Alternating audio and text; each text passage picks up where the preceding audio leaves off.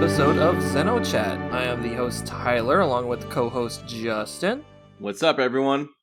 Alright, and this is a momentous occasion, and Indeed. yes, it is to celebrate Xenosaga's 20th anniversary. So before we get into that, let me introduce our round of guests. First up, we have Erin. Oh, hi. Alright. Hello. And we got Kat, Oh, hey. Mary, Hello. Nick, If you've seen the pilot of the Omega Res Nova A, you know what to do. Oh, gosh. and Brielle. Hello. I'm sorry, I'm gonna probably edit this out, but I had a brain fart on your name, Queenie / Brielle. You're So good. I apologize. I mean, I can It's put fine. this. It's That been a should hot stay minute. right in. Okay. It's been All a right. hot minute. You're You know, good. Tyler, how does it feel to bring on a bunch of people today that just now feel very, very, very old, considering the fact that Xenosaga is now a 20-year-old franchise? I mean, I'm drinking for the occasion, so that's my answer for that. Oh, I am too. I would say I'd pour one out for Xenosaga, except that I pretty much already finished up my drink. So, yeah, I'm a little too late on that one. But yes, crazy to think that Xenosaga is 20 years old. It's crazy to think the PS2 is 20 years old. Over 20 years old. Kat, do you have something to say? Yes, I do. I'm gonna be 40 on Monday, so I feel very old right now. Happy Oh. birthday, Well, there you Kat! go. Happy birthday! Yes, happy birthday, Kat. You'll be 40. I'll be turning 30 Wow. towards the end of the year. Yeah, there you go. I just doxed my age, if that's a thing. I'll Oh, go. me too. I am officially Andrew Cherenkov years old. Oh, This year. wow, No, as of congrats. Last year. Yeah, I turned 36 last November. Yeah. And also pouring one out for you. I'm in my Ooh. 30s too.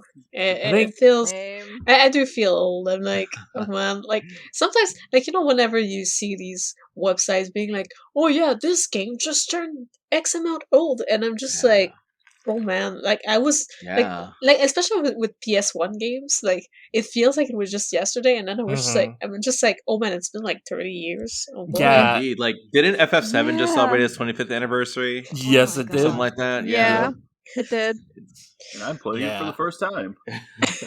Nice. I mean, it's And- never too late. And Xenogears just celebrated its 24th Mhm. anniversary, I think. Yeah, next year should be the 25th. 25th. Ooh. Yep. Big 2-5. So I guess we'll be doing something there if we're still doing the podcast by then. Hopefully. Yeah, Let's yeah. do Well, another year of not We becoming will an still be doing the podcast. We got a whole new Xeno game to look forward to later Oh. this year. We got content. Yup. yeah, we got content. Yeah. Like Oh, to yeah. take also, we still haven't even like scratched the surface of the entire list of ideas we have, Yeah. and we're gonna have a Mhm. whole other game on top of that to talk about. So I think we're good for a while. Indeed, we Yeah. are. Got it, man. Yeah. Yeah. So yeah, Xenosaga Episode I released on February 28th, 2002 in Japan, and took nearly a year to get to North America when it released on Mhm. February 25th in 2003.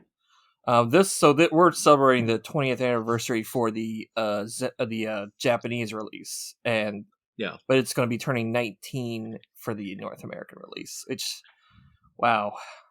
I mean, I understand it. The scope of that game would take a year to translate, so that's Yeah. bonkers. Yeah. So, question for the group: did anybody here actually buy Xenosaga day one? Like, have a pre-order down? That walk into your Babbage's. There you go. There's a throwback. Oh, God. Oh, my Walk in your God. local Babbage's or your Electronics EB. boutique. Yeah, Electronics Boutique, Planet Circuit City. X. Was it still GameStop. Funkoland back then, or did it already Funkoland become was in GameStop? fact there back then. Oh my god! I my don't think we even childhood. had Babbage's where I live. No, it was EB. It was EB by then. I remember because I did buy the game day one. Oh, Oh, you wow. bought Xenosaga day one, the first one. I think I have a friend that did. No other than you Oh, guys. so my husband. I was bought it day a one. second-hand borrower of the first one. I Actually, I was pretty poor back then, but like my birthday was the month after. Mhm. And for my birthday, like my parents brought me to a Walmart and were like, "Oh, you can pick a game, whatever." And actually, they let me pick two, and like that was one of the two that I picked back Aw. then for the first game. Aw. Although the second and third, sadly, like because I was born a teenager, I only got them later when I actually had a job. What's funny with two is I stumbled upon them like around the Wii, like whenever the Wii was kind of newish.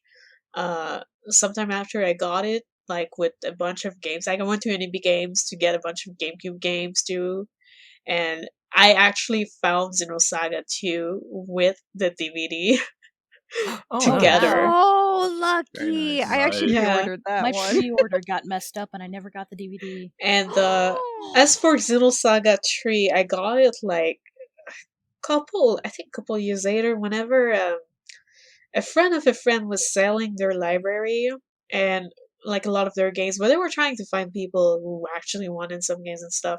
And Mhm. so when my friend told me about it, she was like, "I think you were looking for Xenosaga 3, right?" I was like, "Yeah." And she was like, "Oh, he's selling it for like $20. It's like new." I'm just like, "Okay, Oh I'm my taking it God. right now." But yeah, I do wish that I was not a teenager that was poor to have been able to support it better back then. But like, Mm. I was still young, and like I Yeah. only managed to buy the other two later. I think that my first encounter with anything like Zeno at all was actually I was on some class trip, and I think I was either around like sixth grade or something like that. I was somewhere around there, but we were on some class trip, and as part of the trip, we just got to go. We were like, we had some extra time, and we got to go by a mall or something. And I remember wow. going by the electronics boutique and seeing like this big cardboard stand up, I believe for the first Xenosaga at the time. Oh. Yeah, I think it Nice. would have had to have been if it were like around that time, but I might be wrong. But that was my first exposure to it, and I was just like seeing it, and I was like, this has this stand up. This is a series I've never heard of, but it looks cool. But yeah, I didn't have a PlayStation 2, so Yeah, the I just kind of typical it ignored looks it. cool. That's kind of why I picked Xenosaga 1 in the first place, because it was like, oh, it looks kind of anime with like robots and sci-fi shit. I know I'm gonna What like more could you that. want? It was definitely speaking to me. It like stood out in my memory, but Yeah. like yeah, that Yeah. was all I got back then. Yeah, I was yeah, I got it the first day. Well, I went to Toys R Us and the day that it came out, I was like looking for it, and I didn't see it on the shelves, but I thought I wouldn't get it, and then my mom like asked one of the clerks, and they went in the back and got it, so that was nice. But Nice. I was Nice. first interested because I think I read the review in official PlayStation magazine, rest in peace, and that really F. interested me. Yeah. Well, like Jen, actually, F. were you familiar with it in any? Did you have any idea when you were looking for it that it was related at all in any way to like Xenogears? Nope. I learned that later. So yeah, Xenosaga was my Mm. first foray into Xeno. Okay. Yeah. So Yeah, I was thinking that was Nice. what it was, but I could Yeah. not remember.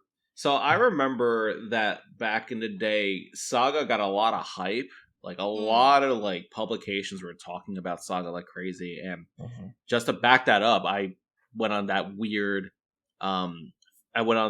journey to collect different magazines that covered Xenosaga, and yeah, it was covered a lot in magazines, especially like Game Informer. Yeah, I remember that. Game Informer was pushing that game yeah. real hard back They in the were. day. That's For how a I heard about time, it. In Game Informer. Yep. I did too, I think. yeah, I I think think for a before time I it was even like, met you, I think I had met you at that point, but I was like, I read Game Informer all the time, even when I didn't play video games much. I like my family was subscribed to it for years, so I was always reading it, and I think that's where I first heard about Xenosaga.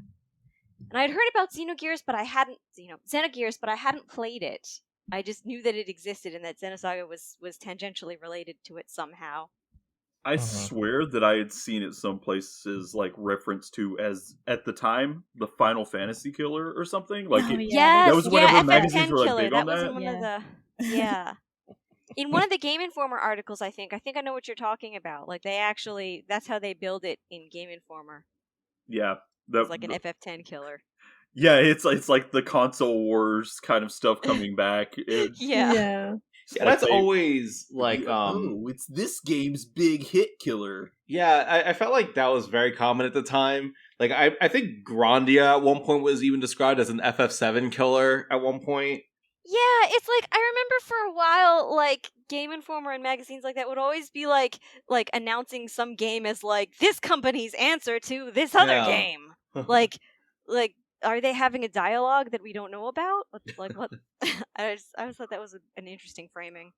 Brielle, do you have something to, or how was your first experience with Xenosaga? My first experience was kind of similar, except weird in the fact that my friend bought it day one, and I watched her play it, and I ended up getting it within the first week. And then the other two I got day one when they came out, pre-ordered, and picked up with like the extra DVD. Don't have the DVD anymore, sadly. Lost that in a move, but I still have my art book with Xenosaga III. Yeah, I have that too. Mm-hmm. That upsets me because I pre-ordered Xenosaga Episode III, and then I got there and they said they ran out of the art book. I'm like, oh no, really? No. Xenosaga Episode III didn't sell that well. What are you talking about, GameStop? Sorry. Wow, it's almost like pre-orders are supposed to tell how many people are interested and allocate for that. Sorry, Yeah, I'm not bitter. right? I'm not bitter. I'm not bitter. Oh no. It's okay. I'll But go. a lot of that artwork is available elsewhere. Yeah. You Yep, can get it it is. digitally at maybe Tyler, $100. I'll go in the past and I'll go like smack GameStop for fucking that up. Okay. Thank you. Yeah. Because the clerk also messed with me and was like, "Oh, you should get this newest Disgaea game instead." I was like, "No, I came here for No. Xenosaga." That's so Yeah. rude. Exactly. But I was more Like, awkward then, that's so not I a didn't bad really. game, but We have JRPGs at home. I think he wanted to joke around, but I was too awkward and needing Oh. that game to joke back to him. It's cool. I'm used to capitalism failing me. That's a mood. Oh my gosh. Oh, do you guys remember the commercial to Xenosaga Episode 1? I vaguely remember seeing it. It might have been after, like years afterwards, someone posted it on a forum. Is that the one with like the live action, like the Yes. actors? Yeah. I remember that. I saw it way later. vaguely remember seeing that on a forum. I remember but seeing way- that and like the dot hack infection commercial like back to back. Mm-hmm. I Dude. didn't see those until you guys showed me when I went into the server, but it's also that like I didn't really have super good internet at the time, and I was not super much into the internet until a bit later. So like whenever I would find a game, it would be more Yeah. through like people telling me or a magazine or like just me walking in the store and being like, "Oh, that looks cool. I Yeah. want that." Yeah, I remember gotta what. s- Oh, go on. I was just gonna say, I gotta say, like after I did see that commercial later, that live action one, it gave me some like major like late '90s Dreamcast commercial vibes with like the Yeah. Matrix shit going on. Yeah. Yeah. It's true. So what was the commercial? Because I It don't was like- remember it at all. It was like a college kid or something going to Dr. Mitsuda's office, Oh. and like he goes in there, and I think the Zohar is, or well, not the Zohar, but like the It's like compass. a tiny Zohar. Yeah, he's got like or a tiny something. Zohar, and and then it flashes some scenes from the game, and is pretty great. I'll probably put like the audio like right Yeah. here or something like that. Yeah. Okay, so I do remember that. I just Yeah. forgot that Yeah, exact. I think I remember seeing it like during, I don't know if it was Toonami or like late night on like Adult Swim or something like that. I think it was Adult Swim. I could think that's where I definitely be remember on Adult seeing it as Swim. well too. Mhm. Say what you will about those like old commercials like that, but they were like doing some really creative shit. Yeah. Mhm. Oh yeah. And I think that, well, that's like the only like North American commercial for any of the Xenosaga games. Is that right? Or As far as I know, that's the I only think one there I've was seen. others on the internet, but like Oh, they yeah. were not very yeah, like spread trailer out. type Mhm. things. Mhm. Yeah, I don't Because I don't remember seeing remember any any of them for on 2 or TV, but 3. I didn't watch a lot of TV, so I really actually Reliable don't source. remember seeing any ads for Xenosaga at the time, but it's also possible that I just missed them. That was probably Yep. me. Yeah. I've So- forgotten more than I could ever remember at this point. So, Yeah, like that's for a me, mood. when I was really young, a lot of what I knew about games actually came from whatever I heard my brother talk about. Because he had a few friends that were super into RPGs, and so like that's how I found about Xenogears. Because my brother would talk about it, like, "Oh man, there's this game called Xenogears, and it's like it's got robots and martial arts." And I was like, "Oh, that sounds kind of cool." And then we could never find a game until I think about 2005, 2006, where we finally Wow. found a copy. Wow. And Yeah. I had heard a rumor that like Saga was related to it, and it was one of those things where like I would see Saga in like on IGN and then in like some magazines like Shonen Jump. I remember had some ads for Xenosaga Episode II, and I'd see those and I'd think, man, I gotta play this game one day, and then I just never did. And then eventually, I think GameStop had like a buy two get one, and Saga 1 was like I think like $6 or something like that. wow. Nice. So that ended up being like the free game for me. And then I got it, and I got back and I tried to play it, and the disc would freeze after the first battle. Oh No. yeah, I remember that. I've told this story Wow. before. I still have that disc too. And and I was really upset. I was like, "Oh, this game looked really cool, and I can't play it." And then eventually, I got another copy because again, they were like really cheap at GameStop at the time. So I got that, and then I got Xenosaga 2 and Xenosaga 3, which was uncommon at the time, but still wasn't quite expensive either. Yeah. Like I think I only paid about $20 for mine. Oh, nice. So it was I got really lucky with that. It's kind of Very crazy nice. nowadays, like how expensive Yeah. Saga 3 in particular is. It's just- Yes. I actually saw it at my favorite used game store down the shore for $500. Okay, that's even. I'm sorry, but that's like they're. But it's Yeah. used, but it's in really good condition. It had the manual still. Yes. It had Yeah, the box But art there's still. there's like whew, listing on 500. the internet that are lower than that. They're trying to rip Oh yeah, people off. it's a collector's shop, so they try and get their profit back for the price that they pay to get it off of the internet to get it into the Ah. store. So It's really crazy. Like I was in Maryland last year for a friend's wedding, and I decided to go to a game store down there, and they had Xenosaga Episode III, and of course it was like behind like a glass case and all that. And I asked him for it. I was like, "Oh, how much is this?" And he's just like, "All right, let me go take a look." He takes the game, he goes over to a computer, and he's spending like a good amount of time there. And I'm just thinking to myself, I'm like, "Oh boy, I'm gonna brace myself for this." Like Yeah. this gonna be good. And then he comes back because it was in like really good condition too. And then he comes back, he's just like, "Yeah, this is like $300." So Which you game basically store? looked the listing before telling your price. Yeah, he's like, "Yeah, this is gonna Jackass. cost like $300." I'm like, okay. Dang. Which game store was it, Justin? Oh man, I forget the name of it. Oh, it was yeah, I gotta look up what game store it was, but yeah, it was a really good store though. I did buy like other stuff from them. I remember I bought a few magazines, and I think I also got a strategy guide from there too. But Like, yeah, where in Maryland was it? I was near Frederick. Oh, okay, all right. I don't know where that is then. So, Yeah.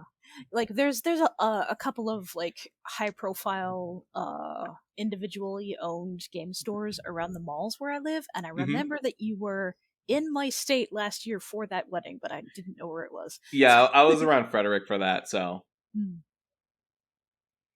Gotcha. But yeah, it's wild. There's a game store not too far from me called Digital Press. Shout out to Digital Press. And every now and then they'll get a Xenosaga 3. And usually it's in pretty good condition. Like, that's something I noticed about Xenosaga 3. I actually rarely ever see it loose. Like, people who have that game, they generally hold on to it and they take good care of it. Mhm. I Yeah. noticed that too, actually. Every time I've seen it in any used game store and everything, it's always been in almost like near mint condition. It's Mhm. always complete in box, and that's honestly refreshing to see because there's a lot of games that they'll get in. They'll be like, "Oh, this is like $600 just for this one Yeah. disc," and it's like, Where's the rest of the game? Sir, this is half a disc. Yeah. It's just a That random was shard Persona of a 2 CD. recently. Okay. $600, no Ooh. manual though. Ooh. That Yeah. hurts. Wow, actually, holy crap. HK, you got a hell of a deal on the Persona games not too long ago. True. Wait, was that the PSP game? I Nope, thought that was the PS1. I Okay. was gonna say you got like a bunch of them from this one guy a few years Yeah, back. like one of the last or before last year for the pandemic when I went to Otakuton, I was there. yeah, I basically like found a post on Facebook with the convention about like a guy that was selling some games like for not too much money depending on which. And like I did manage to get the Persona the two Persona games that were on PSP. I just did not manage to get the Persona 3 on it though. But I did get the Persona 3 PS2 version for super cheap along with it. So I got all of these three for very cheap. I don't remember how much, but it was really not that expensive. So It was like surprisingly low, and I remember and it. all the games were complete and in very good condition That's too. awesome. Yeah, Yeah. Nice. because like we were going into like the place where the convention was, and you just like just the guy was just standing there outside of it or something. It was Yeah. long enough ago that I was able to be out of the country, is what I'm saying. Yeah, you just get really lucky with that because I remember I went to Kineticon. I think it was 2019, and there was this one seller who had Persona 3 Portable.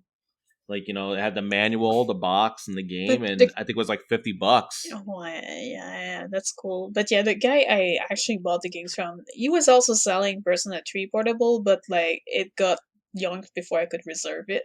Oh no. So I took the PS2 FES one. Mhm. I was like, might as well grab this one just for collection's sake because I had just finished like Persona 5 and I was like, okay, I really like the Persona and I really want to play the others. So when I saw this, I was like, I'm just gonna grab the offer just to secure them and I'll play them whenever I get to them. Yeah. So I know this is about Xenosaga, but just want to shout out to Atlas. Persona 3 Complete, please remaster and re-release that. Oh yeah. Yeah, that's a Atlas- touchy topic. Atlas is going to listen to a Xenosaga podcast. I know. In the off chance that they are. Can you imagine, like, people at, like, Atlas USA be like, yo, this XenoChat podcast is lit, bro. You gotta listen to it. Heard. If They're we're just gonna like, ask turn off the Atlas podcast, heard it. Well, Been there, well, done that. they did publish Super Robot Tyson OG Saga Endless Frontier, and that Which has has- Cosmos in it. Ooh, Knew it. there you So, go. linked it back. Linked it back. Bringing it Linked back. back. Actually, like, Could they I just publish- went on eBay right now. I was curious. So, Yeah. Xenosaga Episode 2 used to be, like, a really cheap game. You used to be able Yes. to get this game $4. for, like, I yeah, think, yeah, like $4. I've seen it for $10 at, like, Book Off in New York City. I think I I got think- Xenosaga 2 for cheaper than I got 1. I think in the honestly. last years that I was going around convention was around 2025. So right now, I went on eBay no. and there's a listing that sold today, February 19th, for $57. Woo! Another one sold on February 19th, $58 and $5.10 shipping. I'm pretty feel sure like I gave it's $7 for it in slowly 2019. going up. Wow, I paid $40 for it brand new when the pre-order came out. Wow, It was I only don't 40? remember how much it No, was. I think it was I thought- 50 when it came out. I can't remember. 'Cause Oh, I I had a remember $10 episode- coupon. Oh, I had a okay. $10 coupon. Episode 3 actually was $40 when it came out because I remember Really? buying. Yeah, Mhm. I it was can like, believe that. it was like around that time where PS2 games were all switching to $40 because I remember. I think Yeah. Because the PS3 had just was Mm. right around the corner, so Man, Yeah. it'd be great if they did that even today, just lowering the the old console game price. Right? You know, for me, poor $70 for a game Canadian is that has to pay the ridiculous. conversion. Oh. Yeah, and $70, like now, like that's the only thing I look forward to if these games ever get like put over in like a HD collection for like the PS5 or something. $70 for a game. That is the minimum for a new PS5 game usually. And it's Wow. Yeah, like, we're back to why the is it 90s with so that high? one. Like, yeah, we are back to the 90s. We're almost back to when Phantasy Star 4 was $100 for the Y- Sega Genesis. You know what that means? That means that in Canadian dollar with the taxes, it's gonna be over $100 for one game. I Mhm. mean, $70 for all Xenosaga games is a hell of a deal compared to what we have right now. I mean, it's you're not wrong, but it's just Yeah. like It sucks. Yeah.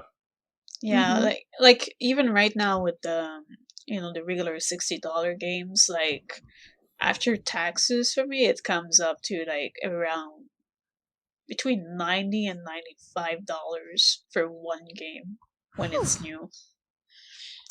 Well, That's a conversion in the taxes, baby. well, let's go back to Xenosaga and happier times, Yeah. happier cheaper times. Let's. God, this sucks. What are we doing? Okay. We did not even cover a single thing of this list. We just went like, how did we start into our Xenosaga thing and then Okay, went on a tangent? I mean, we're no, still in the it's- first half hour. It'd be Yeah. like that. Shout out Yeah. to my roommate about roughly 10 years ago for reintroducing me to Xenosaga. Yeah. Shout out to my best friend from college for forcing me to play it.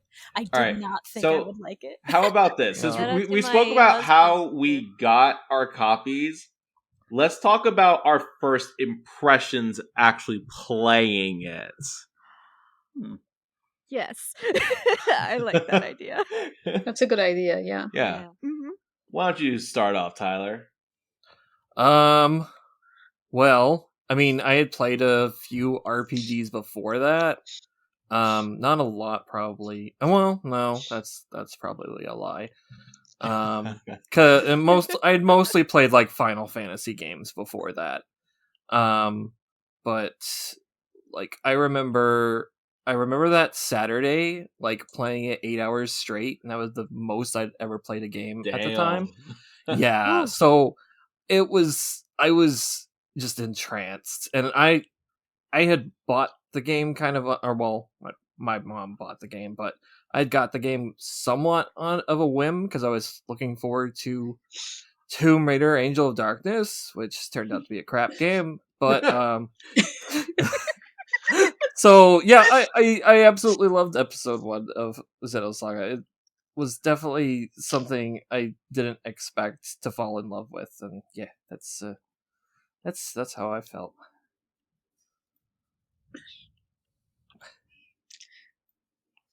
So Alright. I guess I could go next, Yes, but you can. to be honest though, I was very young, so it's a bit hard to remember in full. I do know that like I did think right off the bat it looked really cool, and like I was already into like Cosmos design and all that stuff. I was like, oh my god, this is so cool. This is all sci-fi with robots and stuff. But like also like I feel like I was having trouble though understanding all the menus. Like it was still kind of in my early English learning days where like sometimes like people in the games would mention some things and I would be like come again. you know so like in some games like this where they don't really repeat stuff, sometimes you get lost, and yeah. And there was a lot of menus in Xenosaga 1 too, like a lot of menus with sub menus and more menus into the sub menus. So I think I did not fully understand the game and was sucking at it, but like I somehow managed to get like fairly far, but then I think I blocked because I did not understand what to do with it. I think the place I had stopped at the time was in in the Onion City. My brain cannot remember the name. Kukai Foundation. Foundation? Yeah, Kukai Foundation. I'm just bloomin' calling onion. I'm just calling him the onion because it The looks bloomin' like. I'll onion. never be able to unsay that. Outback Space House. But yeah, like whenever like whenever you had like these monsters that were absorbing all damage unless you threw like a item that would like revive / kill them, like I was like how was I supposed to like guess that back in the day? Like I never guessed it, and like I think I blocked there for the longest time, and I only picked it back up like a couple of years later. But yeah, I did still enjoy it. Like I was really into the plot. Just I was having trouble with the gameplay and like understanding how all the menus worked. I think that was my main issue with it. But I did pick it back up like a couple of years later, and yeah, went a bit further. But I think I remember. Yeah, it's only in the recent years that I actually finished one. Because before back then, like I think oh yeah, when I got the 2 with the disc, I was like, you know what? I don't want to deal with these monsters anymore. They they keep screwing me up. I just want to see the ending and go on 2. So I just watched the DVD. And like then I went straight into 2 after getting it. Not bad. Xenosaga changes lives. But yeah, like recently I did do another game and I did get better. Like I did get through like the parts that I was blocking at, and I was like, well, why did I block here? Like, but I think it's just like right now I just over grinded because I was anticipating it, so that I was like too powerful. But yeah, like. Yeah, I think that's what I did. I basically did not finish 1 at the time, and I went into 2, and then I was like mind blown by 2. Like the second game, I don't know what's up with it. Like everyone aced it, but like I played it so much. Like I think it's the one that I did like 2 playthrough of, but at the same time, I did not have 3 till much later. Whenever I met my other friend that had it. So yeah. Yeah, Xenosaga 2 is the math lady gift tilted on its side. Oh my god. Nick, you were killing it with these analogies today. I don't know how it made sense, honestly. I feel it though. I'm feeling it. I'm really feeling it. Okay, who wants to go next? I guess I'll go next. I think around the time when I got into Xenosaga, I was being sort of like egged on / harassed by these people in Pennsylvania who were trying to get me to join their little cult. Oh, and Let's get 'em. yeah, my best friend at the time at home, who was different from my high school best friend, this is my college best friend, he was like, Kat, you loved Xenogears, you should play Xenosaga. And I was like, I'm not sure, what if I don't like it? And like I was going through some gender things, so it kind of was like, oh, do I have to play a girl? But I gave it a chance, and I was like, I went into it with a very like, I'm not gonna like this attitude, and then Cherenkov happened, and I was like, Cherenkov happened, and I was like, I know oh exactly no, what you mean, man. this is exactly what these people are trying to do to me. I will not kill them. I will not accidentally kill 1.5 billion people. I will pass go and not stay with this cult. And I think Cherenkov has been my house god for 20 years because he just sort of saved me from a much worse life. I think I got a little too attached, but like from my first impressions, like I went into it like sort of like a wise guy, like because like I'm Italian, and I thought I was so smart when I was 20. And I was not, and it's just like the entire experience ended up humbling me greatly, like and I was like, the more I played it, the more like, oh my god, I'm actually absolutely in love with this. And like I think by the time Xenosaga 2 came out, there was no Cherenkov left in the bottle, like not even a crumb. So I failed out of Xenosaga 2 school because it had moved my cheese, and it was difficult for me to play. I had just had some sort of like stress break, so I had just exited the hospital, and I was trying to play this like very intensely emotional game that I was very attached to, but I couldn't figure out how to play it because my brain was in such a state where it was having trouble with the incoming information that I just got too frustrated with it. Like, even the whole, like, there was a lot of Ormus stuff in Xenosaga 2, but it was just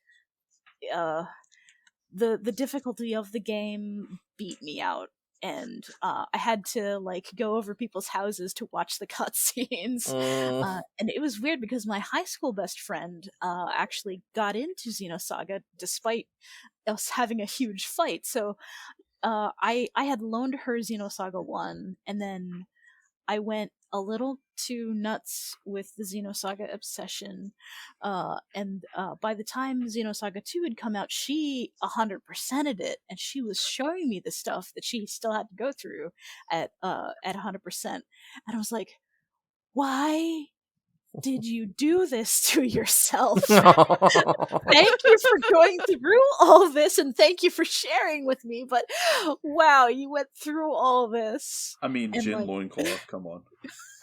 It's true. But yeah, like, it hyped me enough that I was like, okay, I have to come back for Xenosaga 3. I didn't, I had sort of like given up on Xenosaga in general. Like, I didn't realize there would be a part 3 coming out, and then we got part 3, and it was like, what? But I was able to pre-order it in time to get the art book, and I was like, oh my god, like, I just ate Xenosaga 3 all the way up, and I can't say it's my favorite because it doesn't have my fave in it, but it's just so good, and just like being able to be swept up in the emotion of Xenosaga 3 was just like, yeah. I didn't even mention Xenosaga 3 whenever I did my thing, but yeah, Xenosaga 3, literally, I was absorbed, and it literally broke me in 1,000 pieces.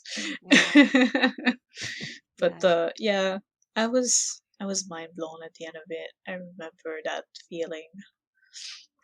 Right. Yeah. Who's next? If no one doesn't Also, volunteer... I'll just add that, honestly, Kat, I think that most people go through that phase in their 20s where they think they know everything, so yeah. Oh yeah. I certainly did. Yeah, same.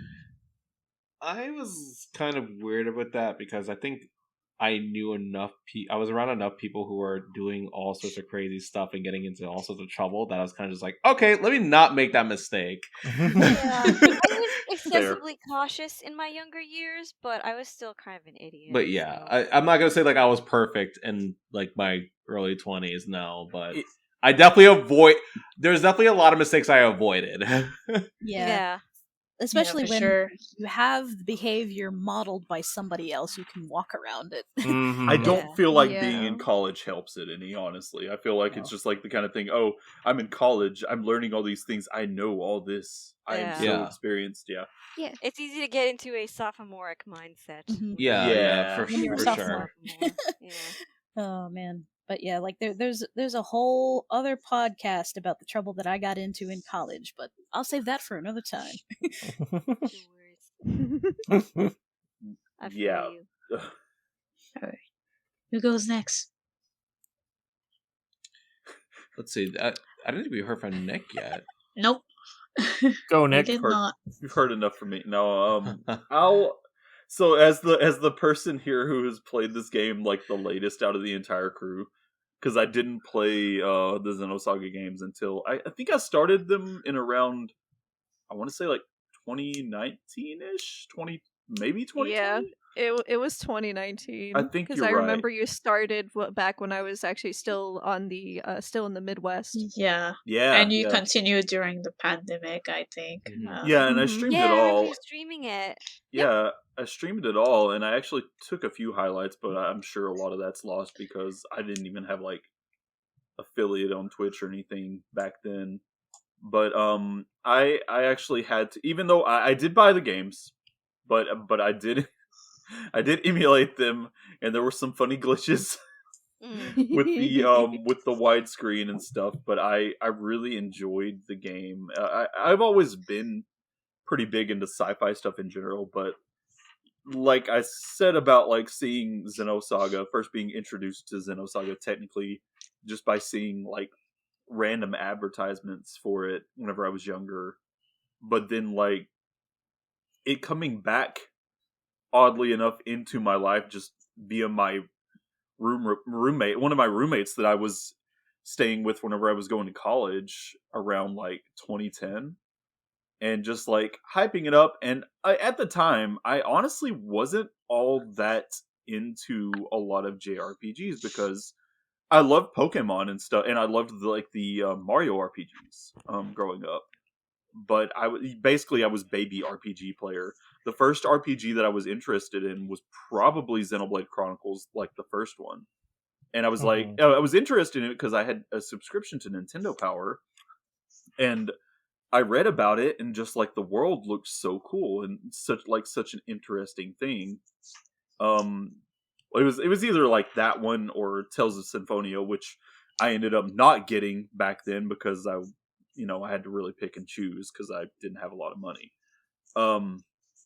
But yeah, like Xenoblade Chronicles was one that like basically got me into that. But because of that, I think my roommate, like, who was really into Xenosaga, like doubled down even more because and they actually ended up showing me a lot of like scenes and stuff from the game, and I wasn't sure what to think of it, and I didn't really try it until much later, of course, but I I was actually pretty interested in what like the themes and things like that were whenever it was shown to me, and I was at first I was kind of like, yeah, I don't know, am I actually gonna like this, or is it just gonna be the kind of thing that is like overblown and I'm gonna blow it off and not like it? And I'm actually really glad that I went back and played it because it is like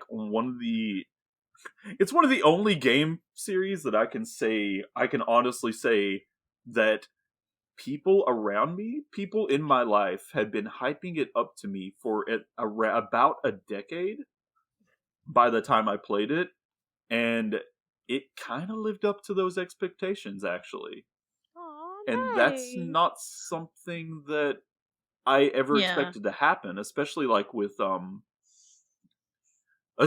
especially did not expect myself to become almost like a Xenosaga 2 apologist in some ways, because like it's just like then again I loved Xenoblade like across so much that I guess that when I see something with like that much potential that is, even if it's squandered in some ways, I don't mind that much because Yeah.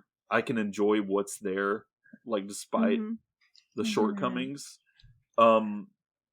But I'm very happy I played it for multiple reasons. The story kind of blew me away, and like that was the thing that I feel like most people were talking about being like a big Yeah. deal. But like even beyond that, I was really surprised at the depth of the gameplay in all three of them. I think that, I mean, obviously, I really feel like 3 is definitely my favorite, but I did miss some things from like 1 and 2 very much whenever I played 3.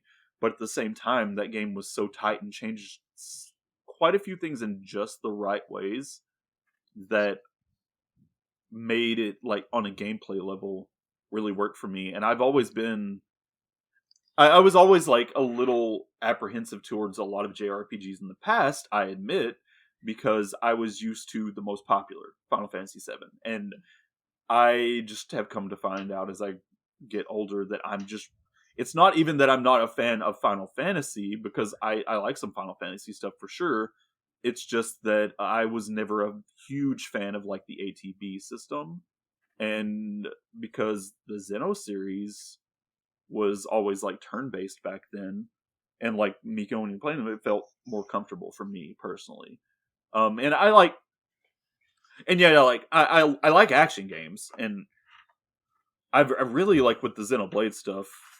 There's not many games other than like a few MMOs, which I never delved heavily into, that were quite like it, and even then they feel like their own thing. So yeah, I'm still into those. But yeah, like the turn-based, as far as like turn-based RPGs go, the Xenosaga series will probably still always be one of my favorites. And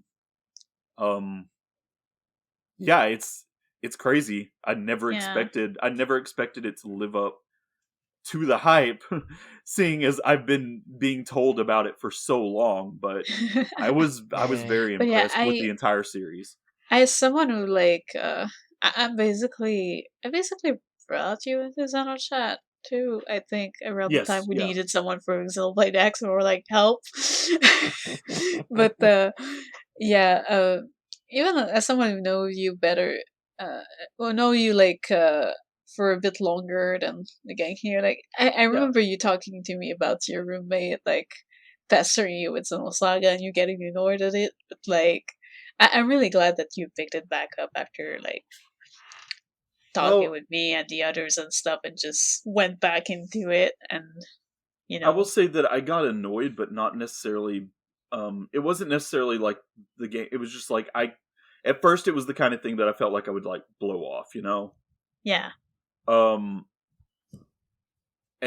like after I saw, like even when my roommate showed it to me, I was like, oh wow, this is actually really cool looking. Yeah, it was like, maybe I should actually give this a shot someday. But yeah, it took a few more years, but it happened eventually, and I'm really glad it did. And I hope I'm not going on too long about this. I'm just kind of, this is. I had a lot to say, I guess, about this part. No. That's okay. That's okay. Like, yeah, you had like a very unique experience with it. AKA, like you got to it later, but you got and also introduced to it a bit earlier. So we understand about the big story, and I think it's interesting. It's like one of those weird things where I feel like most of my current like friends that I've like my friend group that I've come to hang out with the most now are people that I met because they were all like this big into this game, and I was like, I should really check out this game series. I'm also jealous. Most of my friends are Xeno adjacent now. Yeah, I'm jealous because growing up I didn't have any Xeno friends except on the online forums. So so like Kat and Erin, but I only had one, and I just kept watching Kat's like DeviantArt a lot because I really love their art. Thank you. Yeah, Kat's art is good. Kat's art changes lives. Good. Yeah, I didn't have a lot of Xeno friends either. In fact, I'm pretty sure I've mentioned before that like before XenoChat, I really wasn't that deep into fandom or really participated in all that much outside of like lurking on a forum here or there. Honestly, Justin, like that's absolutely the same. I was never in like a huge fandom. Yeah. Xenosaga is the only fandom that I've stayed in for any amount of time, and pretty much the only fandom space that I can like tolerate because I'm very old and cranky. But still, I like hanging out with you. Yeah, and you're pretty much the entirety of my social life is in this. I know that back then I was not really following anything because, like I said, I was not really on the internet until sometime later. Although around the time I was a bit more on the internet, I did join one of the Xil forum, but then I went to a RP forum and I forgot about the Xil forum, and then I found you guys again through. I found some of you guys again through Mira server, and then that's how I kind of joined. It's really cool, like from someone who feels like since I was never like in the fandom until like much later, like here, like finding out all this deep lore about the old school Xeno fandom is like it's like some ancient treasure tome or something. Xeno legacy. Back in our day, back in Xeno Tensei days. Oh, that wasn't my first time. God, Stib. Yeah, first God Sims and a Legacy. And now God Sim is like back. Yeah. Also, I guess I should mention that like the one of my friends that, well, I mean, unfortunately, I don't hear much from them anymore and such. But anyway, yeah, like one of my friends had started a roleplay forum, had originally started on a Xeno forum, so I guess I should also mention that. But Yeah. that's kind of funny. Also, I know Okay. all about the pipeline from Godsib to Gateway to Roleplay. Yeah, I remember being around for that, kind of witnessing it tangentially. that Yeah. is actually how I met. Well, like HK and Kat actually, and honestly, I didn't even really get to talk much to Kat until much later. Yeah, the but- crazy thing is that I was on Godsib and then I was on Gateway, but like the thing is with my focus is I cannot focus with more than one forum at a time or one thing at a time sometimes. So like I went too deep into Gateway to Roleplay, so I kind of ghosted Godsib. Yeah. But I didn't forget any of you guys. All of you guys were so sweet back then. That's fine. And then, like, at some point I did meet with some people at Gateway to Roleplay in person. The first time, Nick wasn't around, but the second time I went, he was around, and that's how I actually met him. Though I had met him a bit on the forum before that too, but, like, that's how I met him, like, in person too. And then, like, we just became super, super good friends, and later on with like the mirror thing, I found you guys, but I was just like, oh my god, this is the people from Godsib. Oh. So yeah, it was really nice. Whenever Mira started, it was kind of a bit smaller, and like I could talk to you guys a bit more like openly without having too much people talking at the same time. So it was pretty cool. And then like you guys did XenoChat, and I joined in the can't remember like the music episode, like which one was it? But Oh, anyways, yeah, I joined during the music episode, which was not like too far deep, like into It was the fairly Xenogears. early on. Yeah. Yeah, it was Honestly- very early. Honestly, I feel like we could do another music one at some point, but you know. I Possibly. mean, we got a whole game coming, so After that whole yeah. game comes, yeah, we could Might do be new another. material. Yeah. So let's see, who else wants to talk about their initial reactions to Xenosaga? We got 3 of us left. You can raise your hand if you want to go by clicking on the little hand thingy. There's a hand thingy. Yes, there's a hand thingy. If no So one can raise- volunteers, I'm gonna pick somebody. Okay, I'm gonna pick somebody. do it. Do it. Erin, go, Erin. Oh my gosh. Okay, so my first impressions of episode 1. I have probably reiterated my my how I got into Xenosaga story many times on It's adorable. in many occasions. But for those of you who are new to my backstory, basically when I was in high school and my now husband and I had just started hanging out, like kind of right on the line of when we first started dating. The first time I went over to his house, he was having a party for a mutual friend of ours, and he wanted to have it at his house because he was hoping I would show up to the party. I actually didn't know that he was interested in me at the time. I thought he was out of my league. But anyway, so at the party, he was playing Xenosaga Episode I. I think this was like the summer of 2003, so it was a little bit after it had come out. But he was playing Episode 1, and he was playing the end of the game. Like I had the ending of Episode 1 spoiled for me before I ever started playing. But I'm kind of that's kind of why I'm spoiler agnostic these days. I don't really care about spoilers. It's more to me it's more about the journey than the The destination. journey there. Yeah. So it's like, okay, well now I've seen all these spoilers and this looks pretty amazing. Now I wanna know the context. So that night he lent me his copy of Xenosaga, and so I felt like, oh, I have to play this now. So me playing Xenosaga kind of coincided with us when we started dating, and he actually had to help me with it quite a bit because I was very bad at it, and also like it took me a while to get into it. I actually JRPGs are like my favorite. Are you okay? He's encouraging me. Am I doing okay? Yeah, you're doing great. I just want You're doing to. great. May I make a commentary on this story real fast? Oh, sure. I just want to say I really wish I were smooth enough to pick up a life partner playing Xenosaga Episode I.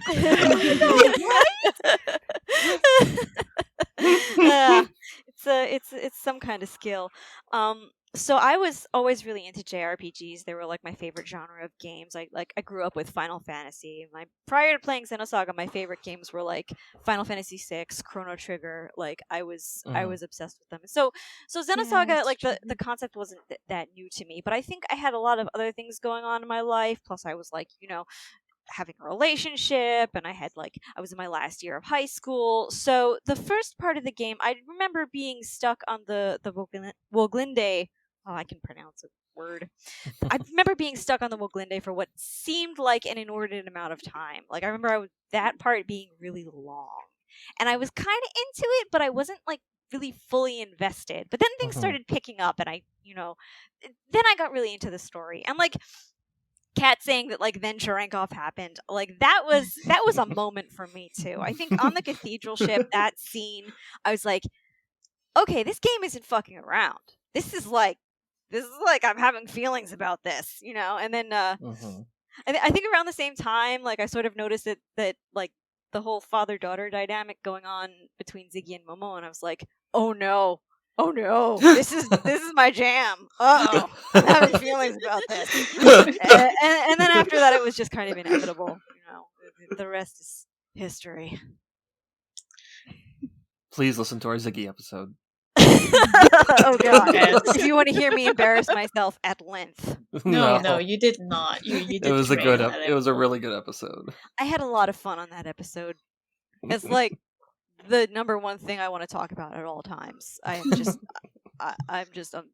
like, yeah. I think this is a good segue to boob window.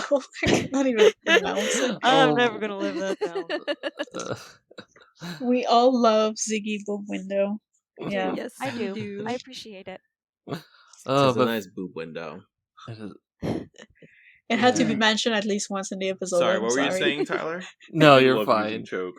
I think Tyler is silently judging us. No, I'm not, because I'm with you guys on this one. But anyway, just gonna say, Ziggy Mousepad when? Oh, I did a sketch for that, but I never finished it. I should go back to that. Yes, come on, Erin. Should. I have plans. It'll sell, at least to us. You know it will sell. Yeah, I think I was wondering about the demand, but I mean, I would buy it in a heartbeat. We'll I link would your as well. Etsy at the end of the episode. I should do it. Do it. But no pressure. No pressure. Sketch going. I should work on that. All right, Brielle, would you like to go into your experience as well? Sure.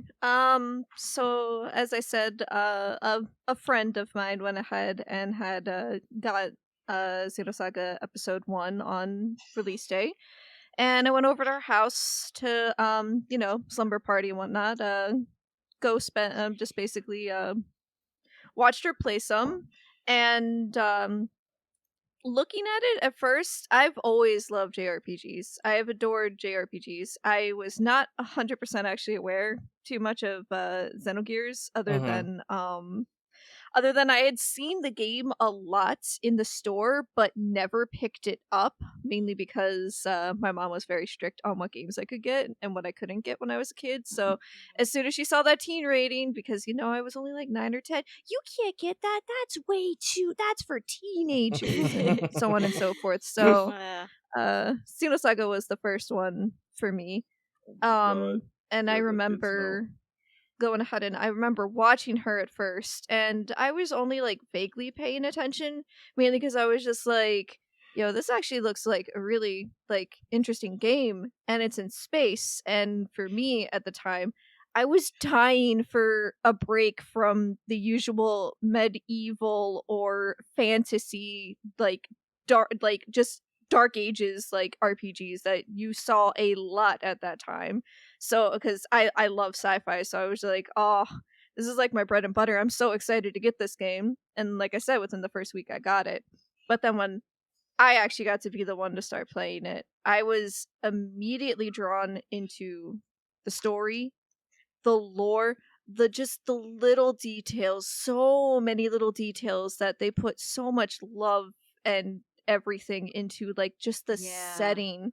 Like, I remember the very first scene when you're going and, like, being introduced to the Realians, for example. That, like, just the amount of, like, storytelling and whatnot in that scene, that, like, it was like all these little teeny tiny, like, little things they put in just that scene alone. I was just like, oh, I can tell I'm gonna be hooked. And instead of, like, feeling, oh, I don't think my expectations are gonna go up from here because this is already good, it just kept going up and up and up and up. And let's just say it's hard to honestly find that much enjoyment in many games these days. Like, I don't think I've ever had the same high I have had while experiencing and going through Xenosaga as I have with any other game. It's just that there was just something about it that was just different. Oh, I knew what I was getting into because it was turn-based, but just, like, the graphics, the characters, the design, the depth of these characters. You look at some of them and you're just like, oh, okay. That's your main pro tag. That's their that's their possible love interest. That's this, that's that. But a lot of it actually broke those stereotypes, made the characters very enjoyable, and it gave them a level of depth that I really don't see a lot in video games these days. It was an experience like no other, and I love it so much. Even when 2 came out, it came out at a time where I wasn't really aware of, like, voice differences and everything. So for me, I had the gloss over my eyes and I was enjoying it, but I was also just like, God damn it, why is this game so hard? But I struggled through it. But then 3 came out, and 3 was probably the most impactful. It was a little overwhelming because of how much they had to tie up for 3 in the span of 1 game when you were expecting 6 games. But it was a whirlwind of emotion, and it was a very interesting feeling going through that game, and then just looking back and being like, I just want to go through all of it again. And then that's what I proceeded to do, and I've been doing that for, like, at least once or twice every year for the past 15 years. That's crazy. Like, honestly, like, I mostly rewatched the cutscenes like most of the I do time. that sometimes when I didn't have access to a PS2. I would do that too, but most of the time I'd rather experience playing them. So I usually try to go through them at least once a year. I replayed the game. You mentioned the world building, and I gotta say, like, it reminded me. I don't mean to. I hope I'm not interrupting. You're good. No, go ahead. You're good. Go ahead. I just like I have to agree with you there. Like, especially in the first game, the amount of detail that they just put into the setting and just incidental things and the history and the technology and all of that stuff. I remember spending, like, hours actually reading the database. Yeah, same. Yeah, oh my god, so same. much There's so much. Yeah. And, there's so much. Yeah, and I really loved that, and even like the political and social complexity of it was just really. I was really into it. I really liked that. I gotta say, it's actually. Oh, sorry. Good. Oh, no, I was just gonna say.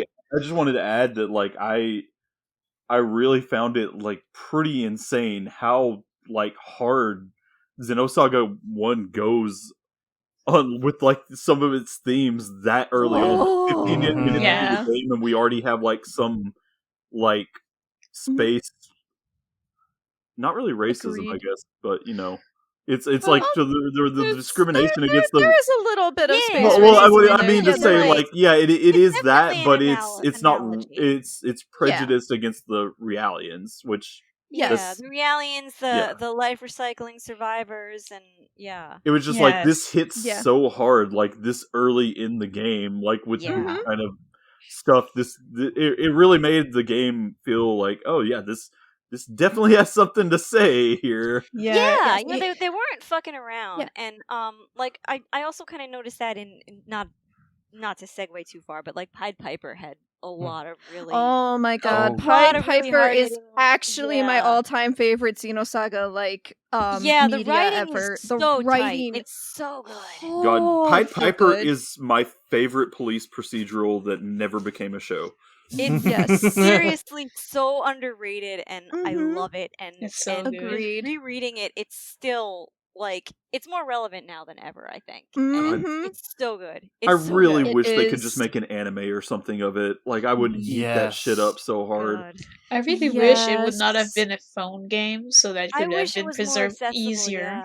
Yeah, it's so hard to find. Like my only exposure to it has been the fan translation and the one playthrough that's on YouTube, and but it's so like I would love to play it for myself someday. Honestly, bless the person who has put that playthrough on YouTube, though.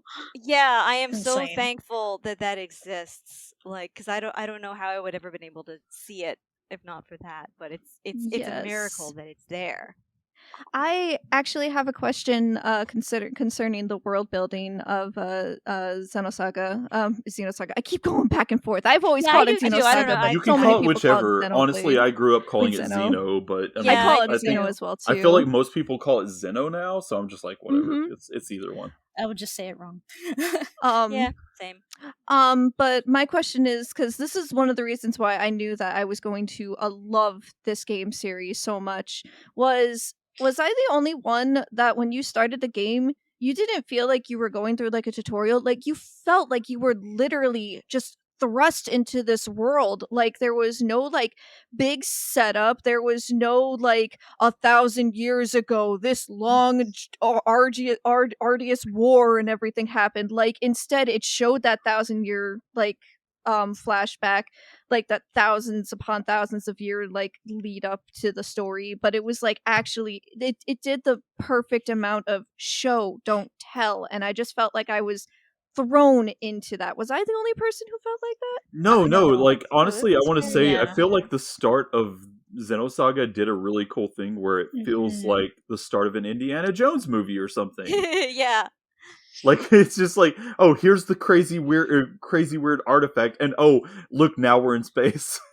Now we're in space, and everyone looks like anime. Yeah, and also like I do like that the sort of quote unquote tutorial area is like a sort of emulation thing, and like it's like you're with Cosmos, and also like it doesn't feel like unnatural and stuff. It really feels like it's part of the story and the bits that they're introducing. It's really a well disguised tutorial. It's like it's like a diagnostics test for a robot, and it's like you play it. Yeah, that was very clever and immersive, and I thought that was I love it when they do stuff like that. Just it is a very, like, for lack of a better term, immersive. Yeah, seamlessly blend the gameplay with the story in such a natural way. Yeah, I do enjoy that. Right. I think we still have one person to go. Was it Justin? Yep. Justin, you're up. Oh boy, it's my turn. Best for last. Yeah, right. All right. So I already mentioned about how the disc I had didn't work. So yep, Xenosaga was definitely off to a great start with me. I really like the graphics. I thought that was it was a really good looking game for like the time it came out, and I was very impressed with that. I was also really impressed with like all the pre-rendered cutscenes. I remember thinking, "Whoa, these look really, really good," and the voice acting was surprisingly good too. Yeah. I'm sorry, Justin. I thought you said you were going to say, since the disc didn't work, your first experience with Xenosaga was going to be a game of Frisbee.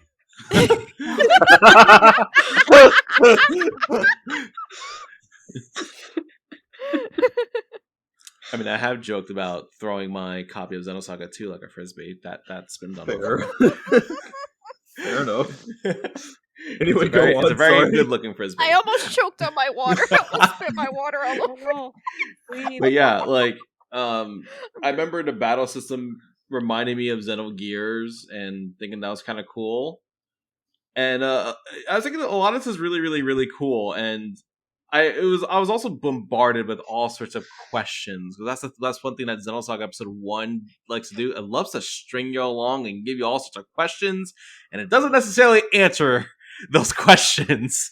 Yeah, some of them are just answered in Xenosaga 3 or never. Or never even. Yeah. So definitely for better or worse. Yeah. The battle system, I remember thinking that was really nice, but like I also got incredibly confused by it in various spots. I remember finding the way, what was it, like the tech points? I remember thinking that was I didn't fully understand how that worked at first. Mm-hmm. Yeah, or like a lot how of things to, were not explained. Yeah, or how your characters actually learn skills. So I remember having a lot of trouble with that. It wouldn't be a Xeno game if gameplay wasn't explained to some extent. Oh, absolutely. Yeah. Don't even get me started on Gears with the way you learn the death blows. It's always so like weird whenever they put it's like, oh, you've got two different forms of currency for the same skill tree, technically. Yeah, I remember thinking all of that was really weird. But I think like one of the biggest things that stood out to me with Xenosaga was the music.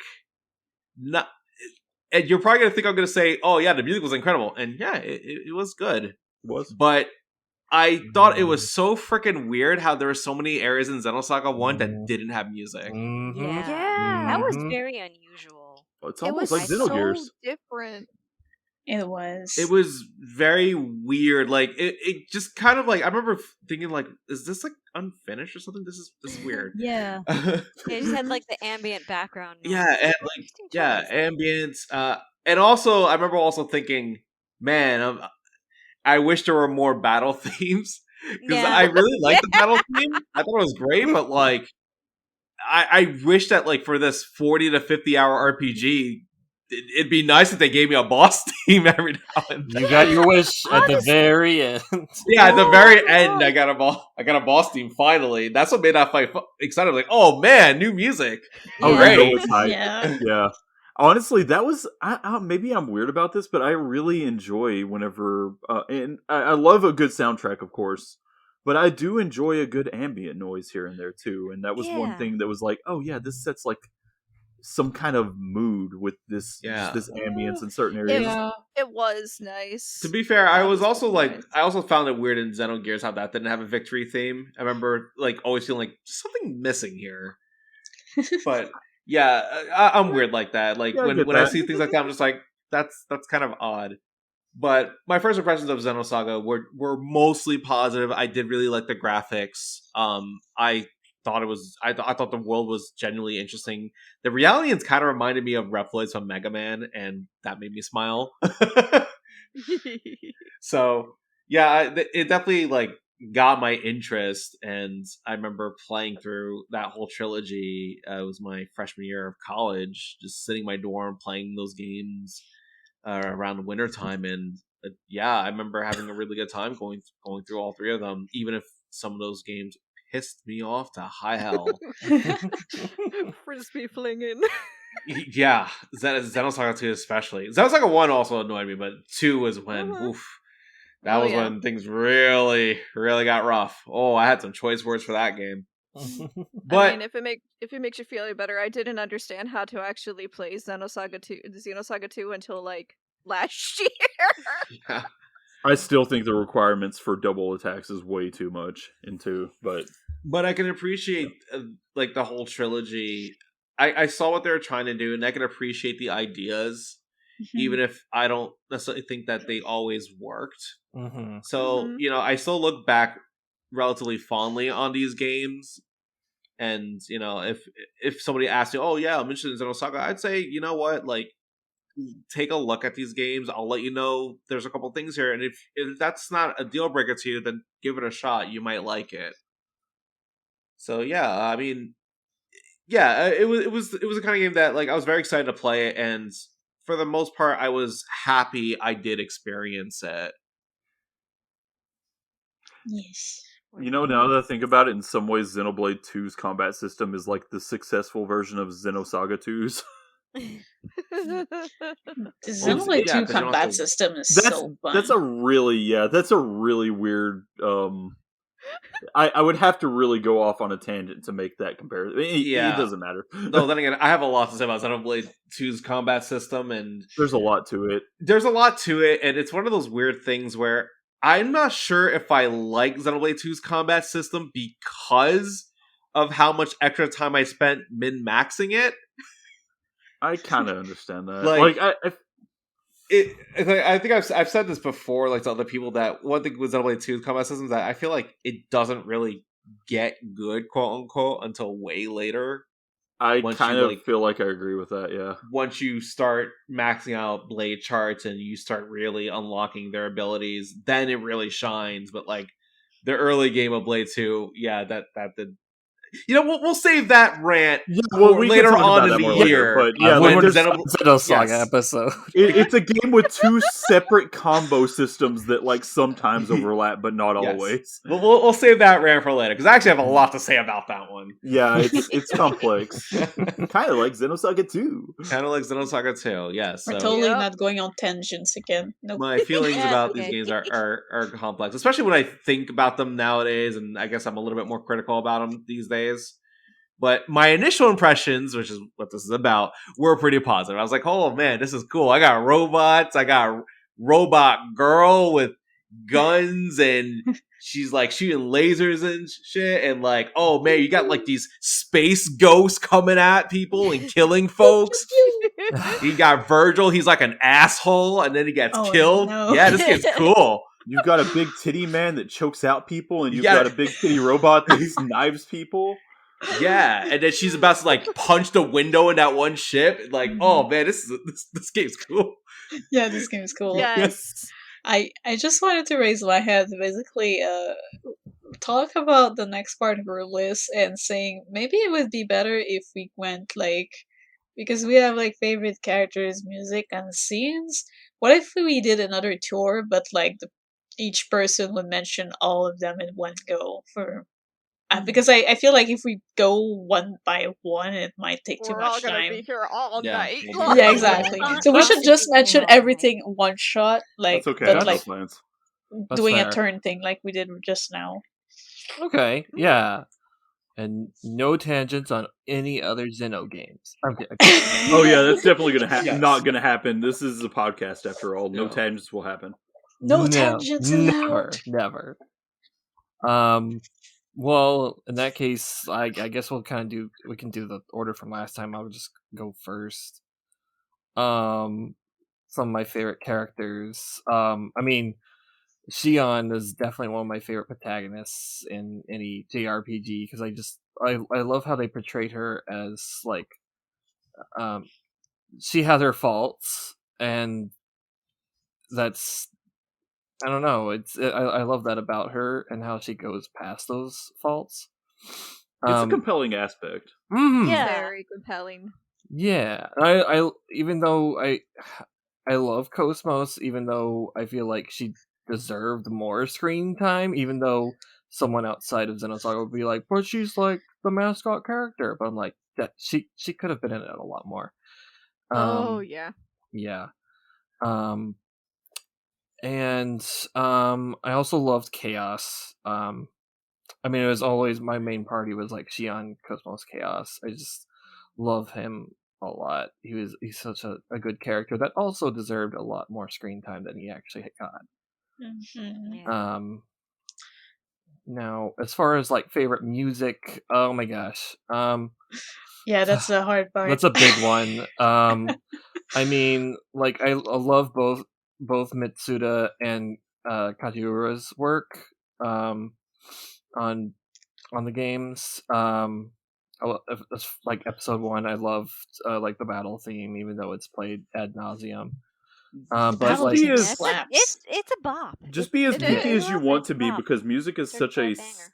is so Subjective, like yeah. subjective that you just pick what your favorite is and we'll discuss. You know, that's okay.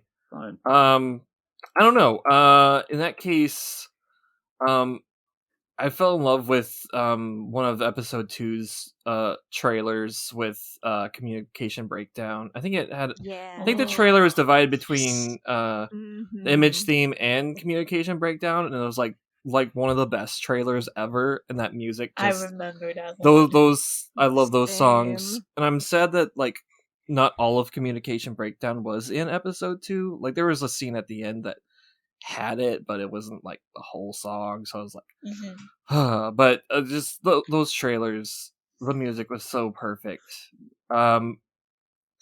And as far as like favorite scenes goes, I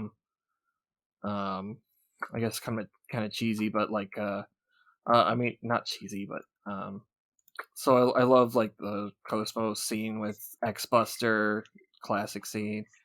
And any of the fight scenes are also fantastic. Like Jin and Margulis fight scenes in episode 2, and the Cosmos and Telos fight scenes in episode 3. Those are just amazing. And then also there was that one scene in episode 3. I talked about it in the Chaos episode a little bit, where he said that awesome quote about how his existence isn't necessarily a good thing, yep, that's a bit for me. Oh, and I also love Albedo, even though nowadays he's complicated and there's a lot to say. Jen, he's a villain. I know. Hashtag problematic. He's cringe. Yes, but his backstory is like super relatable for me as a twin, and I don't want to get off into like my own thing on this too much right now, but I will say that like there is a lot to say about like Albedo's just charisma in general that is very like it's like kind of amazing to see. So like you don't necessarily have to feel bad about liking a character because of things like that, even if it's a villain. You expect to like identify with what they are like, you know. Oh yeah. Or we're standing for. No, it's you don't have to feel bad about liking a character because of that. Oh yeah, because I don't because I like him. I don't support the things he did, but I like him. There we go. Yeah, I mean, just exactly. There are so many different levels on which you can like a character, and I don't feel like it's a bad thing to admit that you like Albedo's character just because Albedo's a terrible person. There's a lot of villains that are like, there's a thing about why is this villain a good villain, and it's not because they're edgy, it's because they're just really compelling and interesting. I mean, I like Voyager, but I'm not gonna go around eating babies, so yeah, of course. Exactly. Liking a villain does not make you a bad person, and you don't need to worry about that. No, it's just like they're interesting, and we're like we're kind of like drawn to like see like where they came from and like what made them become what they did become. Like I think it's really nice. Like there's always so much development with some villains. But anyways, we should segue to the next person. Yeah, that's true. I just wanted to say like it is good to have an understanding sometimes of these things and why, like, if you completely just shun and like tune out of things that are bad, you'll kind of miss some things that are very important as well. Yep. Can I say one last thing about the villains? Because it's actually really important to like the villains because they are the most important part of the story. Without the villains, there wouldn't be a story, especially in a setting like of a game. Like, what would be your goal, your objective, and everything if you don't have a compelling villain? And that's all I'm going to go ahead and say on that one. See Margulis and Pellegrini. I love them. Same. Let's see. I think was it Kat that's next? Oh, okay. Sorry. So I love that we sort of started the talk about villains, because I'm the sort of person who can only like villains, and the recent trend, especially on Twitter and Tumblr, is like you can only interact with this piece of media, and you can only say that you like things if you like the person and also like stand by their values, and that is the opposite of the way I've always been. Right. I'm not better.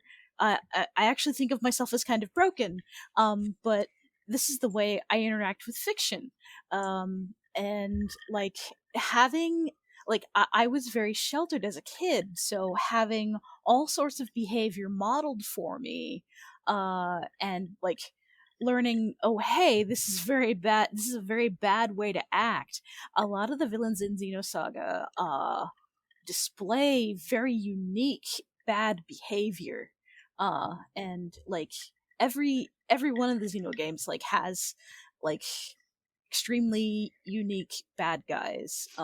But anyway, that being said, my favorite characters in Xenosaga, I sort of like, I was drawn in to Cherenkov by like, I was squinting my eyes like the entire time, and I was like, why does this guy remind me of Ramses?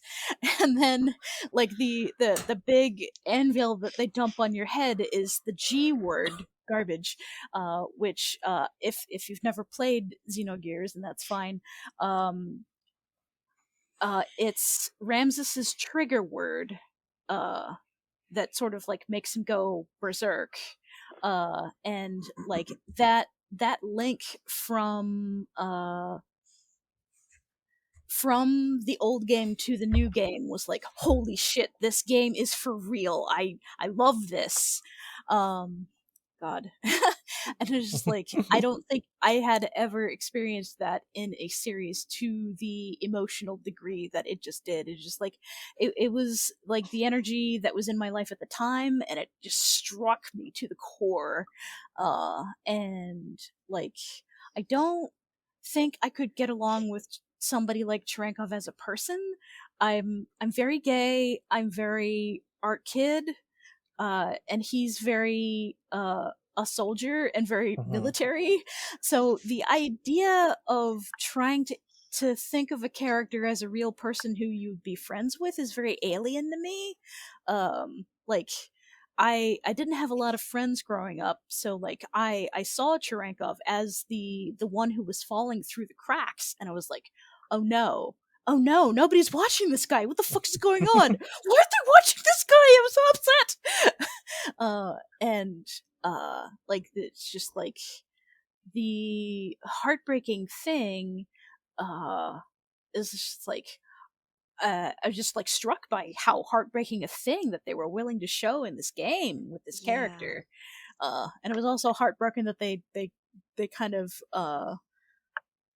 didn't bring any of that back. They were just like done with that story once they were done. That was such a powerful, his whole story was so powerful to me, because it resonated with me too in high school, like a lot, and still does. Like it's so effective. Yeah. I guess my other favorite character became Margulis, because there was a lot of emotional stuff that I was going through where I felt like I was alone, and I was without a mentor for most of that time. And watching the little bit of stuff that Margulis did to build Cherenkov back up as a person really impressed on me a lot. And I was like, oh god, I am all of a sudden in love with you, despite, you know, the way that he looked and his values, and the fact that he was okay sending him to kill 1.5 billion people. Like, it was like the way I like things is that I tune into the immediate emotional connections between the characters, and not so much what they're doing to the rest of the world. And this is kind of, I guess that's, I'm able to do this despite privilege, like there are certain things that allow me to tune in to certain things because my privilege allows me to tune out other things. So the way I can interact with fiction is itself a way, like, some sort of privileged, and I acknowledge that. But I also feel like if I don't engage with things the way I feel like engaging with things, uh, I'm trying to watch something by myself for somebody else. And Yeah. Yeah. I grew up the kind of people pleaser person. Like, even when I was by myself, I was always trying to act for somebody else, and training myself to grow out of that has been a lifelong endeavor, and I'm still not done. I don't think I'll ever be done. But anyway, Xenosaga, Word. Cherenkov and Margulis, both of their stories are about working too much for other people. Yeah. And I was not expecting so much of the story to unfold for Margulis by the end of Xenosaga 3. I almost feel like they sort of like dumped Jin on the side, and Margulis got so much more characterization than Jin. Yeah. And like, Yeah. I liked it because I was absolutely in love with Margulis because I put myself so much in Cherenkov's head that I fell in love with him. And that's how I experienced the rest of Xenosaga. And I was like, oh shit, I know you're doing bad, but I am attached to you and attracted to you despite all the other things that make my brain say, no, you should not fucking do not click. But like, he was definitely a dead dove that I had taken a gigantic bite into, and watching him get destroyed by Wilhelm and the truth of Ormus was just like, it was just like the most spectacular bit of theater I had ever seen in my life. And I think I was only like, oh geez, I want to say 25 at most by the time that happened. And it was like, holy shit, this is the type of thing that you see in like Les Miserables on stage. And not, I was not expecting it in a video game, and I was just like, whoa. I think that scene with Margulis and Wilhelm is brilliant, and as someone who was raised in like a pretty religious family, it is like it's so like oddly humanizing, I guess, to see a villain who has like attached to ideals such as like the way that Margulis has, and followed this thinking it was the right thing to do all his life, to then be hit with something like that. It was just like, that was incredibly real in like the craziest way, and kind of goes as like in just like a really good way to have a villain set up where at first you think, oh, it's just some crazy guy, but then you see kind of like throughout the games you come to see like how he got here and why he clings to these things so hard, and just to see him get just completely shattered by that is almost like heartbreaking, really. It definitely broke my heart. But like, I remember, Kat, seeing some of your fan art of him like early on when we first started talking, like of like around that moment, and it was just some of the most powerful art that I had ever seen at that time in my life. Thank you. It was really like, and I think being friends with you kind of helped me to have more courage about the things that I liked, and yeah, it's I'm glad. I just think it's really cool. Thanks. I let's see. So those are characters, and I think music. I really loved Mitsuda's work in Xenogears, and by the time we got Xenosaga, it was just like this gorgeous, polished. Like, we spent an entire block of money on this orchestral stuff, and we had too much game to spread it over. Like, I'd done a couple of road trips with just the Xenosaga 1 soundtrack. I think just like 2004, I want to say, and it was really good. I still have the last dungeon music on my phone. Just it'll just pop up randomly on my shuffle playlist. I'm like, yes, it's the best.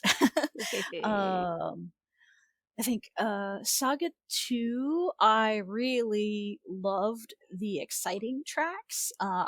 It's also a game I've never finished, but the sound design in Saga 2 was kind of all over the place. There was a lot of silence in 2 that I recognized. There was silence that they used in 1. There's more silence that they used in 2. But like Fatal Fight, Jin and Margulis, or Jin X Margulis if you prefer, just like absolutely like batshit bonkers. It's like you're driving down the highway in the middle of the night in your third shift job and you're screaming along to it. Oh my gosh, I'm relating so hard to that. 80 miles an hour. Like the cops don't exist. It's just Jin and Margulis. Yes, they're fighting in your head, and you're just having this crazy music going on. And I think Xenosaga 3, it just like Xenosaga 3 had an answer for everything, and it had some of the most like heart-wrenching tracks. And I think I was talking about this in the prep channel, but like I'm a theater kid, and I want my things that I like to be musicals sometimes in my head, and like it like Hepatica hits so hard, and I'm like, hey, what if Margulis sang the words to Hepatica as he was dying? What if that was a thing that happened? Just break my heart. Yeah. So it's sort of like I just want Xenosaga to be a musical like Les Mis, because it's already sort of like in my head a little bit like Les Mis, because Margulis just fits so well with Javert, and it just like it clicks. But of course, like I'm a monster person, so I'm only interested in the monster. I'm not interested in Jin as Valjean, because Jin doesn't click. Jin does not interest me as much as any other villain could. And I really wish they just built Jin up much more, because I think they leaned a lot on his look like Satan, but he was his own person. But they just didn't do the amount of things that I expected them to do with him. And I know I'm running out of time here, but take your time.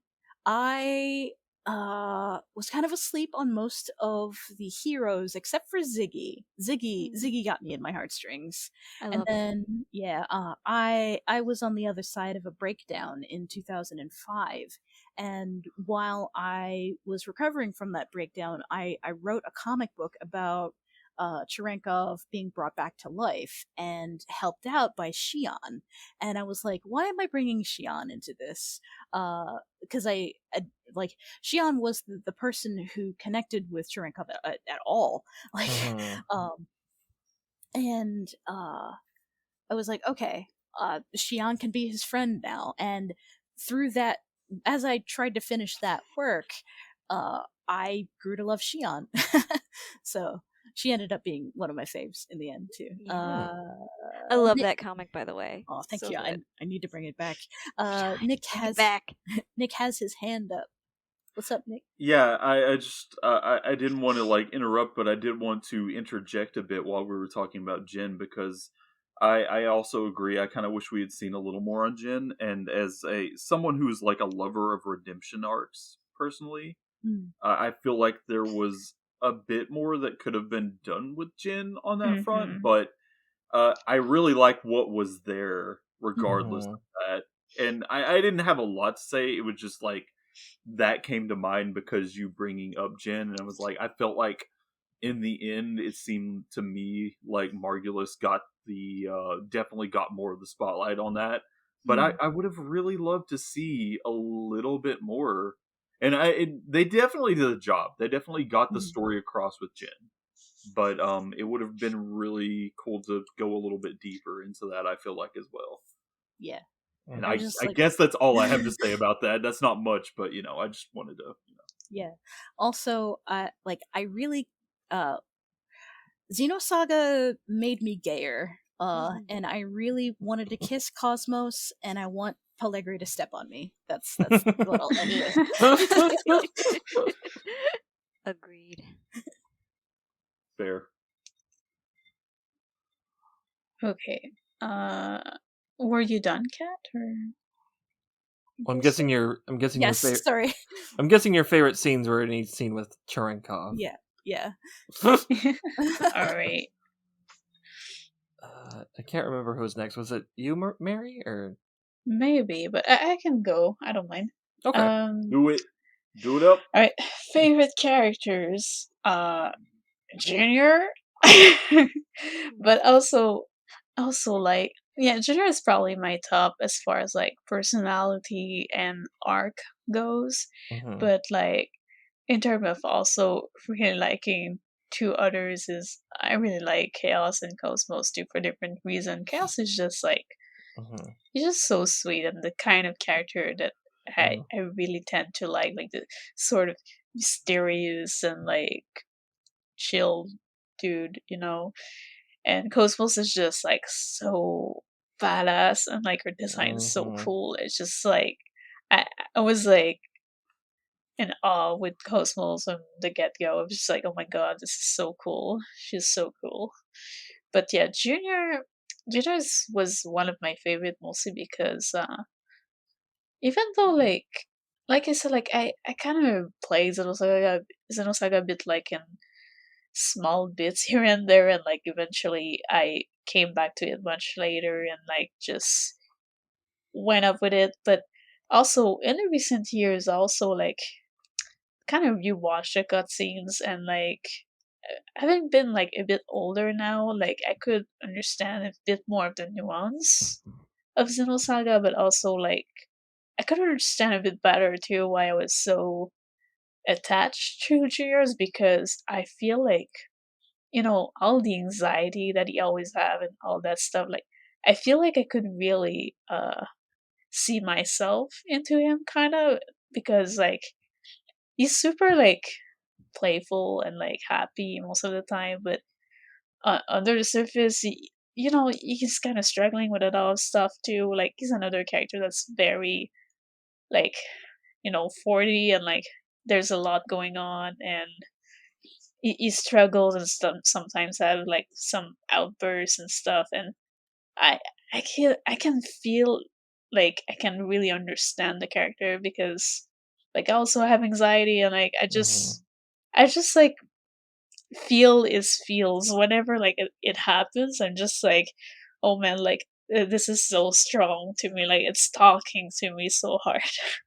Yeah. Though Yeah. I will say though that in the later years though, like whenever I rewatch the cutscenes, there's another thing that's interesting is I really came to like Shion a lot more because in my first playthroughs I did not like her too much, but it's also because I did not understand her per se because I did not go through some experience that would make me understand the character in full depth. So like I would be impacted by it, but like I will say that after rewatching the cutscenes much later and like seeing her, like I really had like a sort of newfound love for the character because I could really feel like, oh my god, like some of the emotions she was going for, like oh my god, like I had gone through some similar stuff that would just like make me feel what she was feeling, sorta, and like I just really came to understand her so much better. So I would also put her high up in the list just because she's such a well written character. As far as music goes, oh god, like the battle theme of Xenosaga 1 obviously it's a banger. I will always return to it and I will always listen to it and repeat. I just like it's so good. Xenosaga 2, Xenosaga 1, like I listened to a few songs, but like just a lot of them are a bit more dramatic, so like I don't always come back to them as nearly as much. So that's why I'm jumping directly to Xenosaga 2. Xenosaga 2, a lot of my favorite tracks are in it. Like, I love Final Fight, the Jin / Wireless music.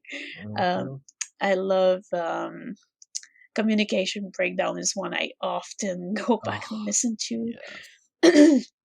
The main theme of the game, what's it called? Like the one about like the summer and the winter and all that stuff. Episode 2. The main theme of Xenosaga 2, basically, when the cutscene and stuff that has some singing in the credit. It's just my brain is like, what is the title? Oh, Sweet Song? Yes. Yes. Like this is one of my all-time favorite, and all of its version. Like like the Sakura ones. I love this music so much, and like this is a perfect segue of one of my favorite scenes of Xenosaga. It's actually it's a perfect segue to that, but also the whole soundtrack of Xenosaga 3, by the way, it's a complete banger. I go back to so many songs so many times, and all of the sad music makes me cry every time. So yeah, going back to my segue, Xenosaga 2 opening. There's something about it, especially like when the hatch opens and the sweet song starts with like the mech flying in the sky. I don't know what it is about this scene, but it always gives me so much goosebumps, and I love that scene so freaking much. Thanks for stealing mine, HK. You can't repeat it. No, I know. I'm just messing with you. But yeah, aside from that, like I love pretty much all of the junior scenes, just because like I'm so attached to the character. I love his entire arc with the URTVs. Like I could rewatch that whole arc like 1,000 times. It's so good. And from Xenosaga 1, one of my favorite scenes is like two of my favorite scenes actually. Cosmos Awakening, because it gives chills and so like ominous. It's just like oh man, what's gonna happen here? And then like whenever she saves Cosmos saves Cosmos, whenever she saves whenever she saves Shion, and he's a total badass smacking the Gnosis around, just like oh man, this is so cool. I love this. And yeah. Those are some of my favorite scenes. Like Xenosaga 3, like I could not even pick a single one. Like there's so much shit in Xenosaga 3 that's so good. Anyways, I'm sorry, I've been talking super fast because I'm like, there's so many people left. No, you're fine. You're fine. We're going overtime. We'll be going over. I told you. I know, Nick. It's okay. Listen. Listen, this is a compelling conversation. We must continue. You know what, Nick? You go now. Oh, it's my turn, is it? Okay. Yes. Okay. So, character-wise, as the bargain bin version of Albedo cosplayer of the group, I suppose I should say that yes, Albedo is definitely one of my favorite villains, and yeah, like I've already kind of brought this up before, but it's a big charisma thing. He really just carries himself a certain way that is very fun to watch, and I absolutely don't agree with his ideals, but the thing that's great about that is like it's not just the charisma; it's that he actually is able to get across. The game is actually able to get across why he is the way he is in a manner that is understandable and just like compelling in general, really. And there's a lot to be said about Xenosaga 2, and a lot about why people dislike it, of course, but as far as like if there's one thing that I feel like most people universally agree upon, it's that the cutscenes in Xenosaga 2 are pretty fucking top notch. Oh Kind of yeah, they next are. level. Kind of next level, honestly. And the URTV story in general was a big part of that. Which leads me on to my next favorite character, who would be Junior. Honestly, yeah, Junior is one of my favorite characters in the series, and yeah, maybe he's the hot-headed shonen protagonist. That's cool and all, but he's got so much more going on underneath the surface, and it's just really refreshing to see a character that reacts the way he does in a world of characters that don't necessarily always, like say what they're feeling. And yeah, and it's the thing that I really feel like I connected with Junior on, is that he was able to speak out. He was going to be the guy who was like, yeah, I don't care what it's like, whatever you've got going on, but this is how I feel about it. And he was a person who would make that known. And on the other end of the spectrum, in some regards, I guess I would say that, I guess there's more to this than that, but I really love Ziggy. Ziggy is absolutely one of my favorites. And he was definitely more soft-spoken in a lot of ways, but there was just like this innate wisdom to Ziggy that I really appreciated and just adored in general. And his development throughout the series was so strong in a lot of ways that I did not even expect. There are some scenes, especially like in Xenosaga 2, that like really get to me with Ziggy. Just some really humanizing moments that I never expected to see in this series. I mean, not that the series wasn't, already blowing away my expectations in other ways, but there's like this one cutscene that always sticks out to me is this one early cutscene in Xenosaga 2 between Ziggy and Yuli Mizrahi, and just like the way they act towards each other and the way that they treat Momo in it, and something about that scene just always gets to me. It's like there's so much going on, especially like coming from the first game where Yuli Mizrahi is like she seems very cold in the first game in a lot of ways, like for a lot of the cutscenes, and just to see her humanized in such a short span of time in a small like cutscene or two in Xenosaga 2 always like really gets to me. It's just the amount of growth there is kind of crazy, honestly. There's so many games that there's so many, not even just games, just like forms of media in general, that I've never seen been able to get to that point in such a short span of time where you immediately like connect with a character like this. I'm not even a dad, and I feel like I just like see Ziggy and I just like rooting for that dude all the way, Yeah. Well, like for both of them, just like seeing how they are and how they're coming to terms with everything around them. But other than that, I guess like to get into some more lighthearted stuff,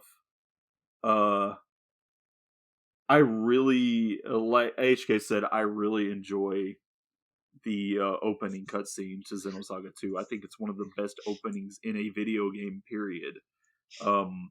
It's the music swelling like that, the cinematography of just like opening that hangar and having the ES about to drop out of it. I love that scene where Kanan says, not just normal people can pilot this, and Chaos is just like, yeah, that's why I'm here.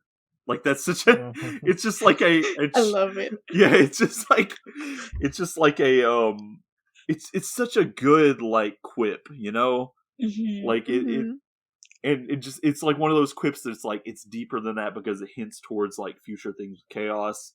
I also love in Xenosaga 3 where they go back and reference it because during the battle at the start of Xenosaga 2, they drop like they shoot off one of the dude's weapons and it falls to the ground. Yes. And they're later in Xenosaga 3, they barely dodge that weapon falling to the ground with their lives, and Chaos is just like, sorry about that. No, actually, he said that after Junior went like, who the heck dropped this shit? And like, just Chaos is just like, I'm sorry. I love that attention to detail. That is like amazing. I remember getting to that part in the game and being like, wait, what? And then realizing what it was about and thinking, oh my god, that is like that's some crazy foresight energy going on. Yeah. I just love how Gio just straight up like yells and like automatically Chaos is like, I'm sorry. Like this writing is so on point whenever you're that like neurotic to pay attention to a detail like that and incorporate it into like a tiny subtle joke later in the series, like that much later, and just like I appreciate that kind of stuff so much. But like, I guess I should kind of like move along into like my music stuff.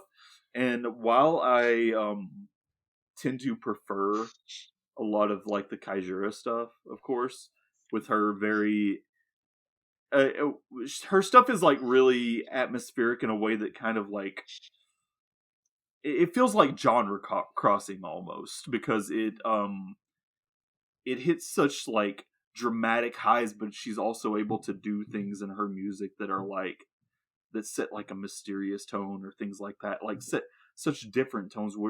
Whereas like with Mitsuda, I almost expect a lot of his to be like far more dramatic compositions, and I love Mitsuda's stuff. But if I'm being honest, and maybe this isn't like the most glowing thing, but I do want to mention like my pure feelings on this. It's that I really do like the Xenogears battle theme, and I really do like the Xenosaga 1 battle theme. I mean, I like all those battle themes, but they almost sound, and it's not that it's inappropriate by any means, they almost sound like militaristic in some ways, to me. And I don't think that they're my favorites as far as battle themes go. Like, I appreciate what they are, and I respect them, and I really like them. Like, they're still earworms. But as far as, like, my favorite things music-wise, I tend to prefer a lot of the Kajiura tracks, which, like, I guess that should come as no, like, yeah, maybe that's, like, mainstreamy of me to say, even, in some ways. They just, and honestly, I'll be the first to also put out there that stuff with like some chanting in the background really gets to me on an emotional level in a lot of ways. Yes. And like music as something that drives emotion in a lot of ways, it just puts me in the like this mood for it, you know.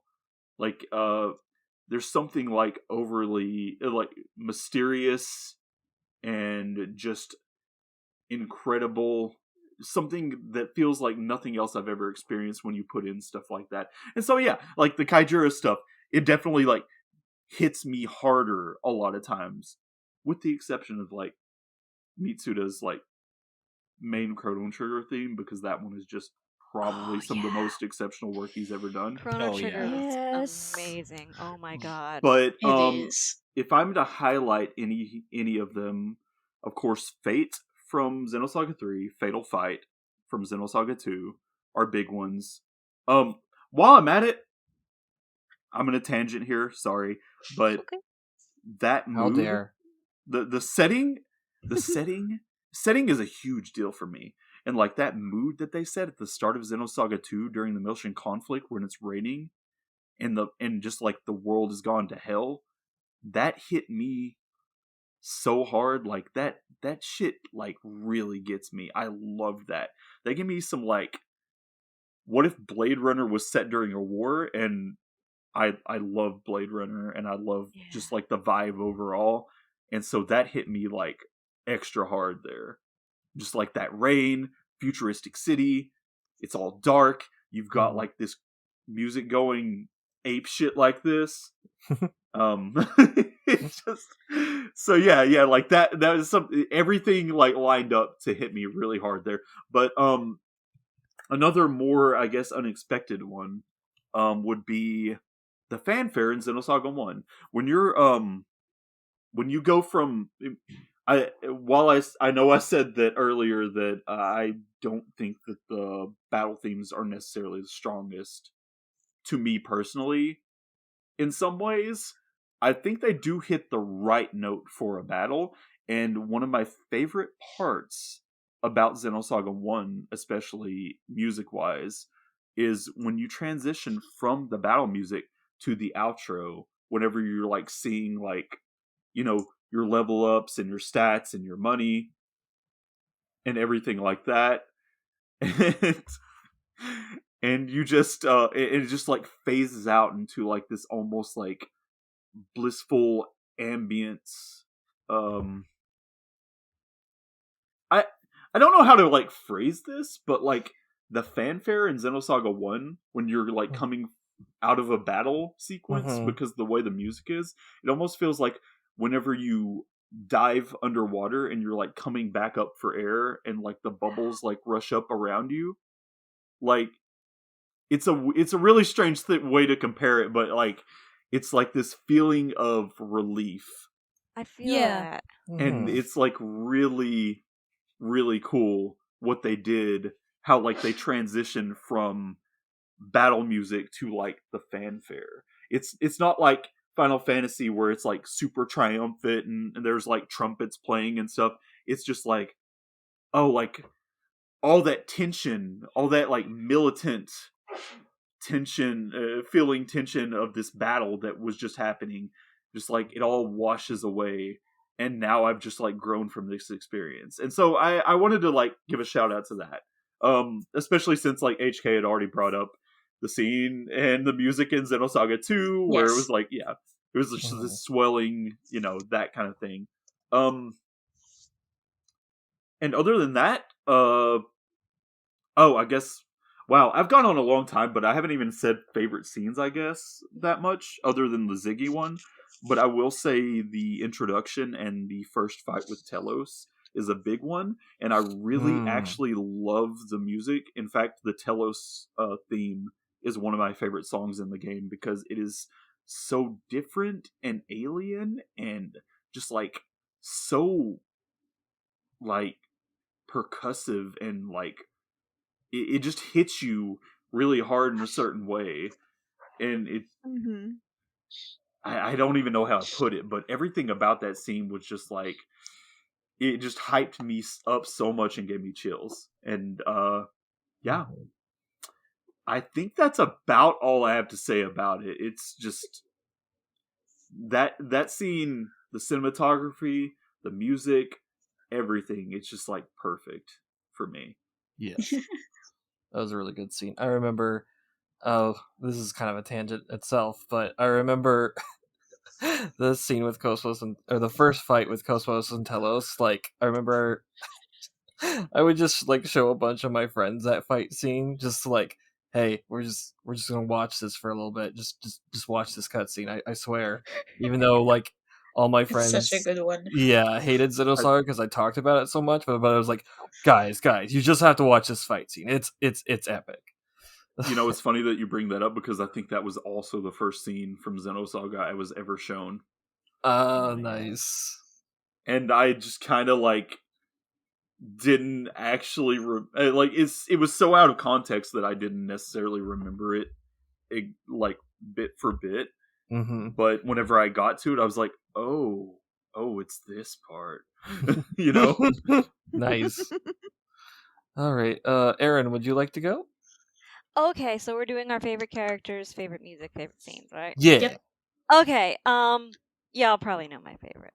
I never shut up about him, but I really love Ziggy. He's actually my favorite fictional character from anything ever, and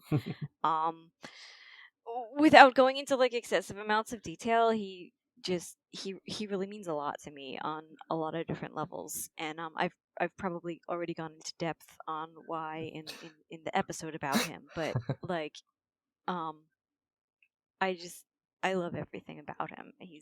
Like he's my favorite guy, and I just love him. And related to that, I kind of like the other characters who are sort of connected to him, like Momo and Yuri and Junior, to an extent. I think as I get older, I've been appreciating Junior a lot more, and also like the friendship between him and Ziggy that they kind of develop throughout the series, where they kind of come to understand each other despite having like sort of contrasting personalities.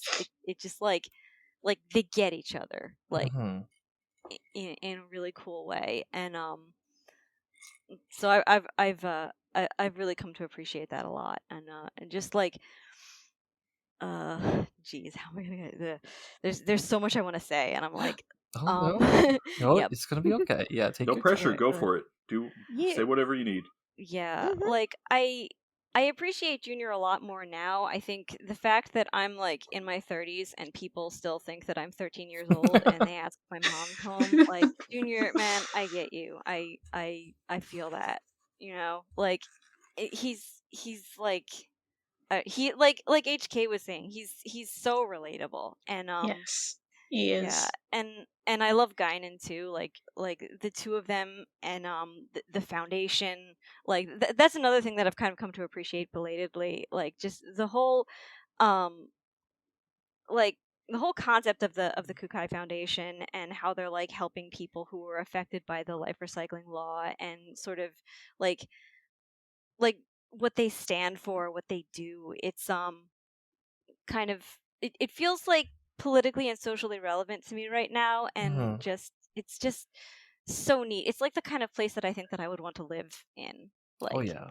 that kind of society is just like um it's just really cool. Like I have a friend that we've been kind of talking back and forth about it, and I just like I appreciate it so much more now that that I'm older, and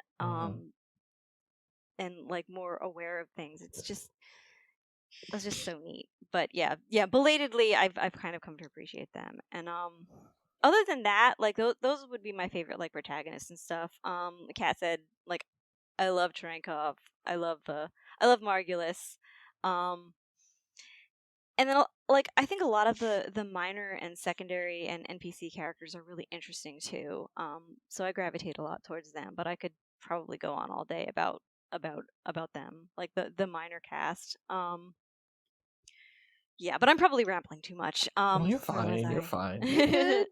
yeah, I just Xenosaga has a lot of really interesting characters. Really, like it has such a big cast, and like there's so many kind of different things going on at the same time that you could really like you can really kind of like get kind of like compartmentalize in a way. I'm not saying this correctly, but kind of you could focus on one thing, and it's just a tiny part of that world, but it's still like a whole world to you. I don't know if I'm making any sense. It's very complex. There's a lot of Yeah. nuance to Xenosaga, and a lot of, characters with different nuance to them too, because they're like 40 characters. They're not like 3D or 2D characters. They're like 4D. They have so much packed into them.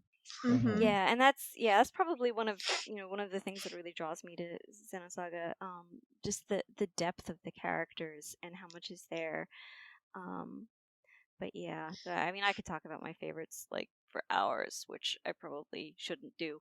But so my favorite scenes, I think a couple of the ones that we've already discussed. Like I think the first scene that made a big impact on me was the one with like Cherenkov and the cathedral ship and the beach of nothingness. That was kind of the first moment I had when I was first playing through episode 1, where I was like, wow, this is the real shit, like, and everything he says in that scene is just so powerful and iconic. And I think like as far as just like single like quotes or scenes, that one is so memorable to me. It's one of my top favorites.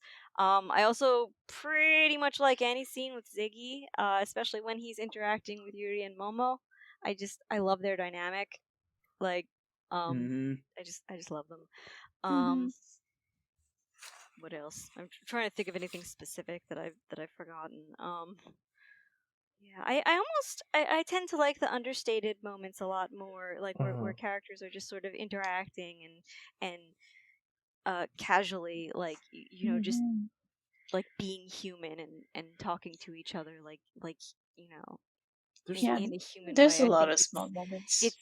it feels very natural, and like it feels like you could really get to know them, and I love that. Yes. Yeah. There's a lot of like low energy subtle nods in this throughout the series that are just like brilliantly captured. Yeah.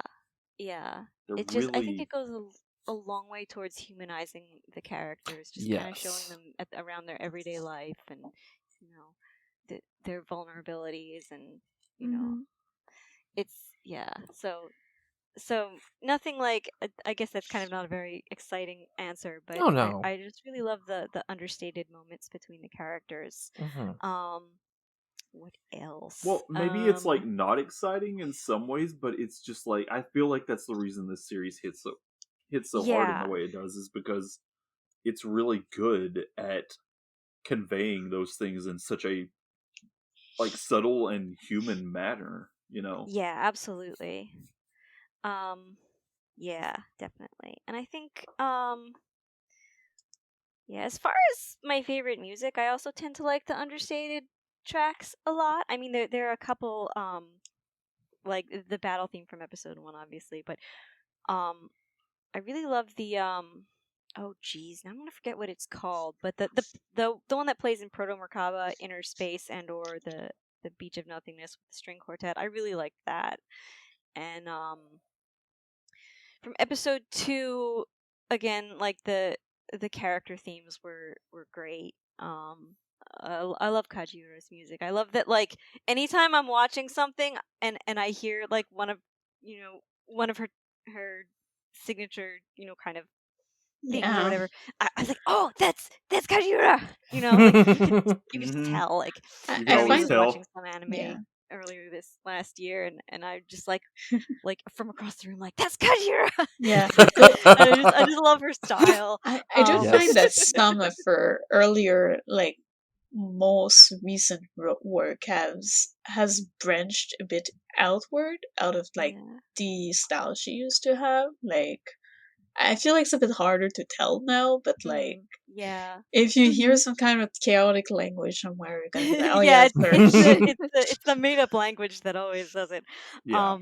I really, really like I like Junior's theme in episode 2. Oh, yes. I like Sakura's theme. I like the Image theme. There's so many that are good in 2. Yeah, they're really good. And in 3, I have to say, I really, really like the more like chilled out tracks. I like one of my favorite tracks from the entire series is the background music that plays when you're walking around Fifth Jerusalem in the beginning. Yes! It's so chill. I could listen to it on loop for like hours. I love it. And In a Limestone Cave is another one that I love that. Oh absolutely my god, love. that track. So it's so heavenly, and I just love that atmosphere. It's gorgeous. That really like heavy, just the Junior's theme being all acoustic like that and such. Yeah, is, like, really, it's got such a cool vibe. I love it. It really does. I'm trying to think of if I had anything else to say, but I think I pretty much covered it. Y'all know what I'm about. I'm really the only thing about this is like it's reminding me of stuff that I forgot to mention, and I'm like, oh, same. No, why I can't keep talking. I mean, you can. I mean, I do want to shout out to all the haters. Hozoe's tracks are great. They are good. Back They off. are. I have come to appreciate them more. Yes. Like, honestly, like they are far more video gamey music in a lot of ways, and I get that. Yeah, like that's not going to stand up for a lot of people to like Kaijura's like come on, she's working on Demon Slayer now, guys. Of course she's gonna do like the best shit, but like let's not diss Hozoe here. He did a great soundtrack. I think he did. Like it's very like he has the it's best very, like, me walking upbeat. through the mall theme I've ever listened to. Yeah, just it's about. very Yeah. upbeat, and I really like it. Yeah, And you he- know, like yeah. Oh, go ahead. Oh, I'm sorry. I was just gonna say real quick, is like he did move on to do great stuff in the Zero Escape games. So that's Oh, Yes. Didn't he do Rift Yes, Racer? he did. Or, I mean, Ridge Racer? Sorry, Rift Racer. What the fuck? wait. Say again. Didn't he also do Ridge Racer? Oh, I don't know. That's the thought he- one. That's the one thing I know is the Zero Escape games. But you're probably. I know right. he did Street Fighter beforehand. That before Xenosaga 2. That's all I knew him about until Zero Escape.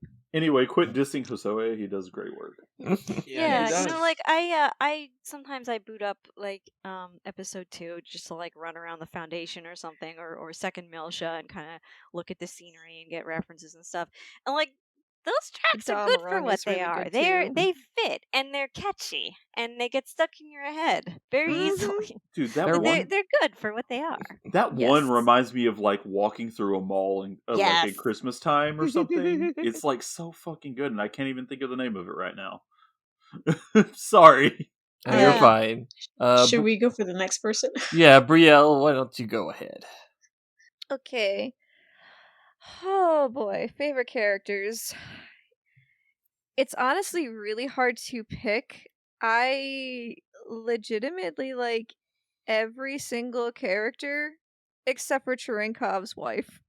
Oh Yeah. yeah, Fair. yes, Well, she is the then, worst yeah. character of Yeah. the series. I Worst. really, really like all the characters in the game. It like if you asked me to pick a favorite main character, it's so hard. Like I think Xenosaga was the first game where I just unapologetically loved every character for some different kind of reason. If I had to pick an all-time favorite, it would probably be a tie between for main character, between Junior and Shion.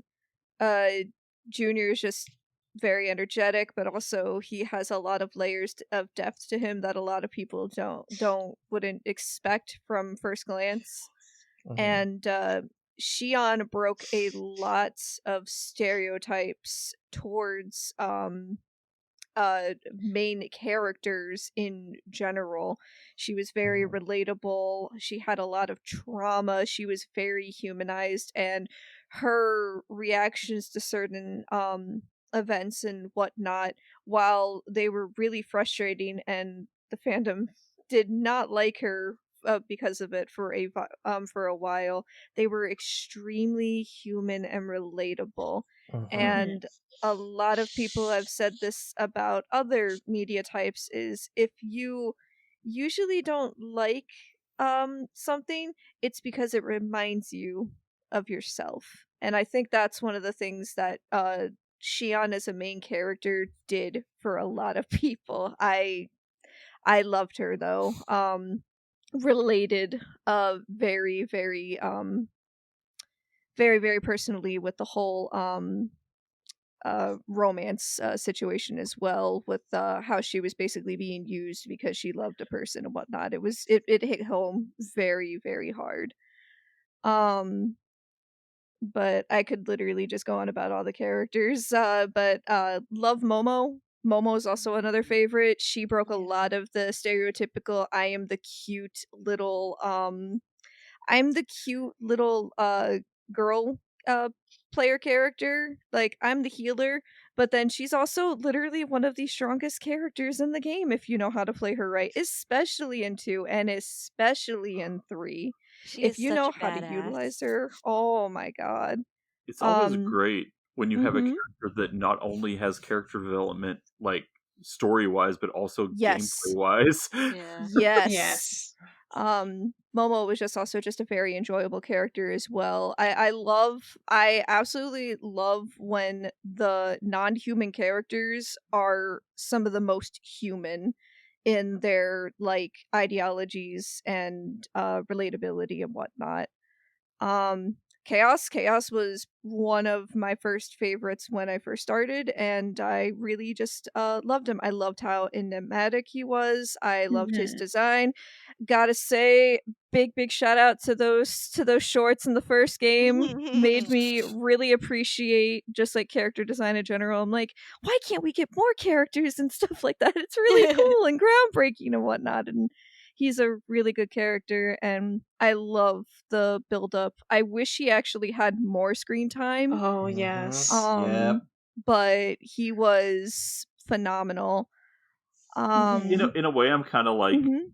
okay with him having not as much, because like I feel like the mysticism was also kind of part of his charm.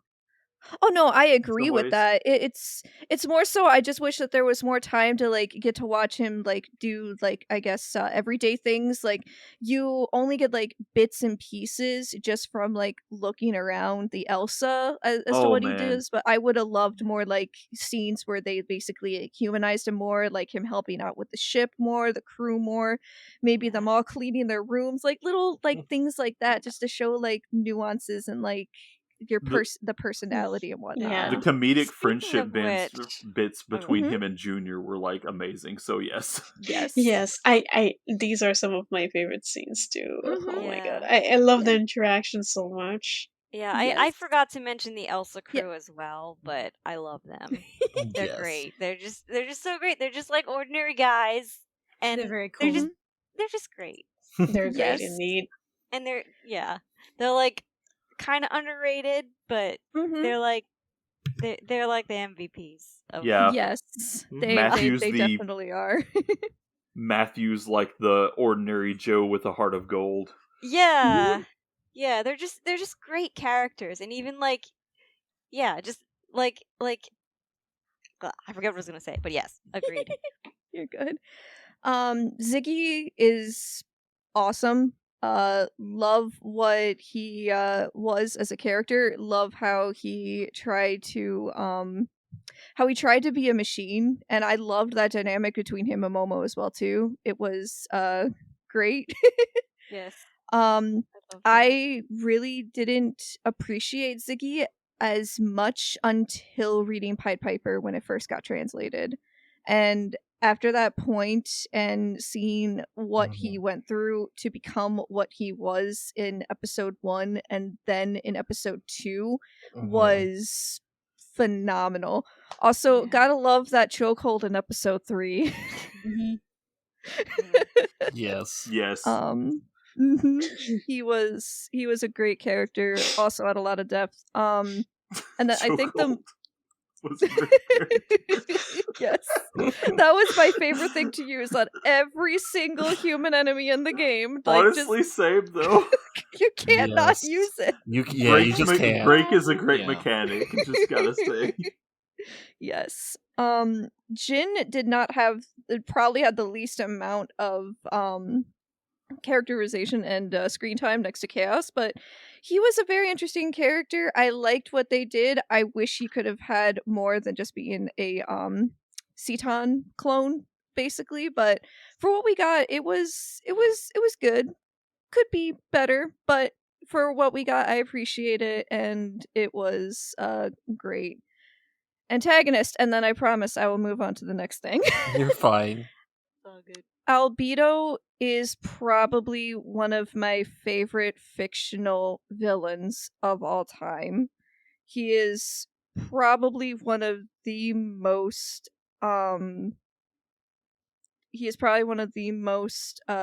interesting and well written out villains that I have ever come across in media. I love how insane he is. I love the story on how he became how he is. The charisma, as Nick mentioned, is just something you can't not enjoy. And just watching his rise and fall and so on and so forth was just so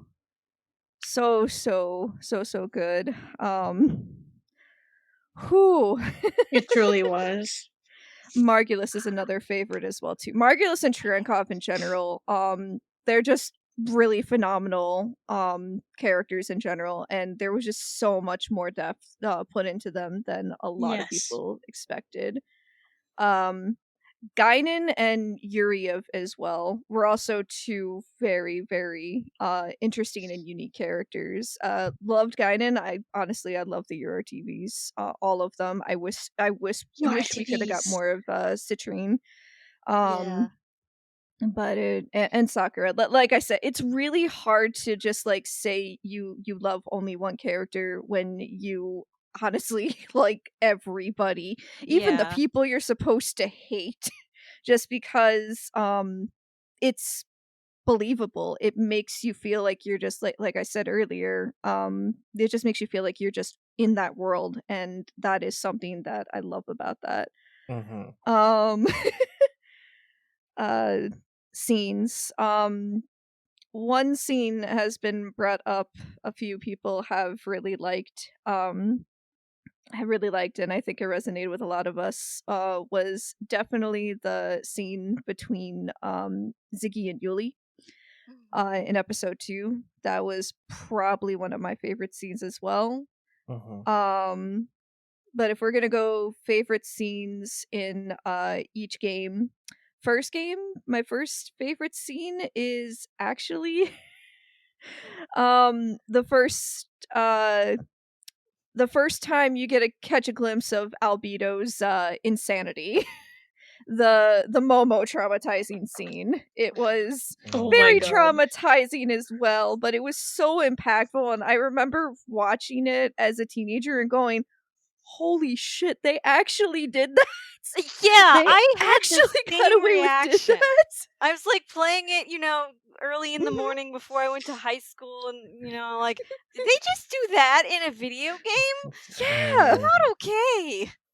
Yeah, it was insane. But the worst part is that the Japanese version is even worse. Oh, I know.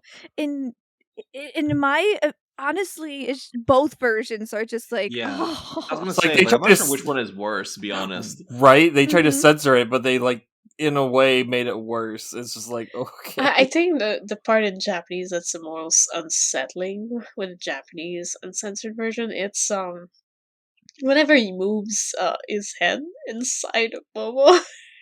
I was just like, why? Okay, Oh, that that's not the part I'm talking about. but yeah, But that I know that Okay. part was that super part is uncomfortable. yes. Yeah. I'm talking At about least when in English we don't see it, but yeah. I was talking more so the scene where he cuts his head off. He cuts or Yeah. rips his head off. Yeah. Oh, yeah, that's that the part, scene. I was yes. like, that was the scene I meant. Favorite scene in episode 2, as I mentioned, was Ziggy and Yuli scene. Also, just watching Ziggy actually like go super, super angry and lose control Yeah. was probably another really powerful, impactful scene. Just I love that scene. How he just gets so angry. Oh, it was really, really nice to see. Favorite episode in favorite scene in episode 3. There's a few, but Kat mentioned it earlier. The scene where Margulis learns the truth is probably one of the most impactful and biggest plot twist scenes in the entire series. So that was a really, really good one. Hepatica, the first time it plays, was probably one of the best scenes Oh my for god, me yeah. when she awakens. And I think the last scene I really liked was one I'm actually surprised nobody else has actually said it. Virgil and Fibronia. That was probably one of the most heartbreaking, but Oof, also like yes. super happy scenes. But it's just like it's also just so sad, but you're also just happy, and it's just it was so many, just such a complication of emotions. I never cried at a video game more at that than I have at that scene. I honestly meant to bring that scene up because that was the scene that really made me like Virgil. as a character. Like Yeah. it was like I brought up earlier about like redemption arcs. I think part of the reason I didn't include this was because I didn't want to. I had known I had droned on for quite a while, but yeah, like yeah, that scene in Xenosaga 3 where Virgil basically that's everything comes to fruition for him was like a huge scene for me as well. I just want to say, yeah. And of course the ending, but the ending is always a good one. And music. Whew. I have a very similar stance as Nick has with the music. I love Mitsuda's music a lot. I have loved his music since hearing it in my first RPG, which was Chrono Trigger. But the Episode 1 music is definitely very militaristic. I could honestly understand and relate to feeling it was that way.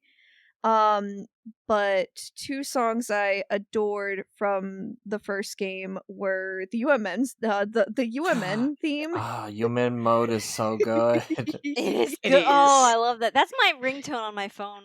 Oh, I Oh, love that. nice. That's a I good love one. that. While we're at it, shout out to Rolling Down the UMN from 3 because that is like the coolest sounding shit. That is ever. also a That bop slaps. as well too. Yeah, I that's don't such a know huge why I vibe. didn't mention that earlier, but yeah, anyway. Queenie go off. The final battle in the first game is also that is like when you actually know, oh no, this is the actual end of the game. I can tell because the song's not the same as all the other boss themes that I'm thinking, is this a boss? Is this really a boss or is this just a regular battle? Are there no why does this enemy have more HP? Why is there no boss theme? And so on and so forth.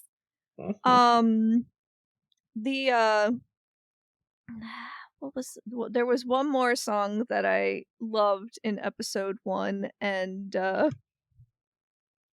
yes, not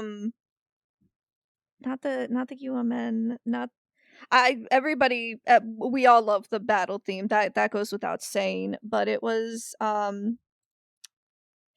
song where Momo, I can never remember the track names for the first game. Same. It was the song where Momo is in the park and she's looking at the fireflies. And I think she's talking to Shion. I love that track so much. I remember the track you're talking about, but I don't know. I don't can't remember the name. Yeah. I can't remember the name either. Episode 2, phenomenal soundtrack. My favorite track from that game specifically was the car chase scene. Oh, yes! Oh my god, I forgot. I love that. Oh, Chase is so good. That was one of my favorite scenes. Very good too. one. I can't believe I forgot that. I was like thinking about that earlier in the episode. I was like, oh, don't forget to mention the scene with Momo driving, and then I forgot. That was scene one is of the great. best scenes too. That was so good. Action scene wise, that's like a top notch scene. Momo should be an initial It is. D. Yeah. Yes. And then Fatal Fight is another good one. The background music when you're in the UMN, when you're in the EVS when you're trying to help Momo restore her data, her memory, is also a really good one and a bop. Oh, the subconscious realm one?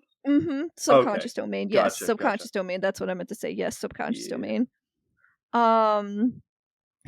And Episode 3 has so much good music that I have looked and found people who ripped the game sounds from like the game the in-track games music files that didn't get put into the actual soundtrack. Unreleased tracks, yeah. Oh my god, the unreleased tracks are so good. Like you said, Fifth Jerusalem is such a bop.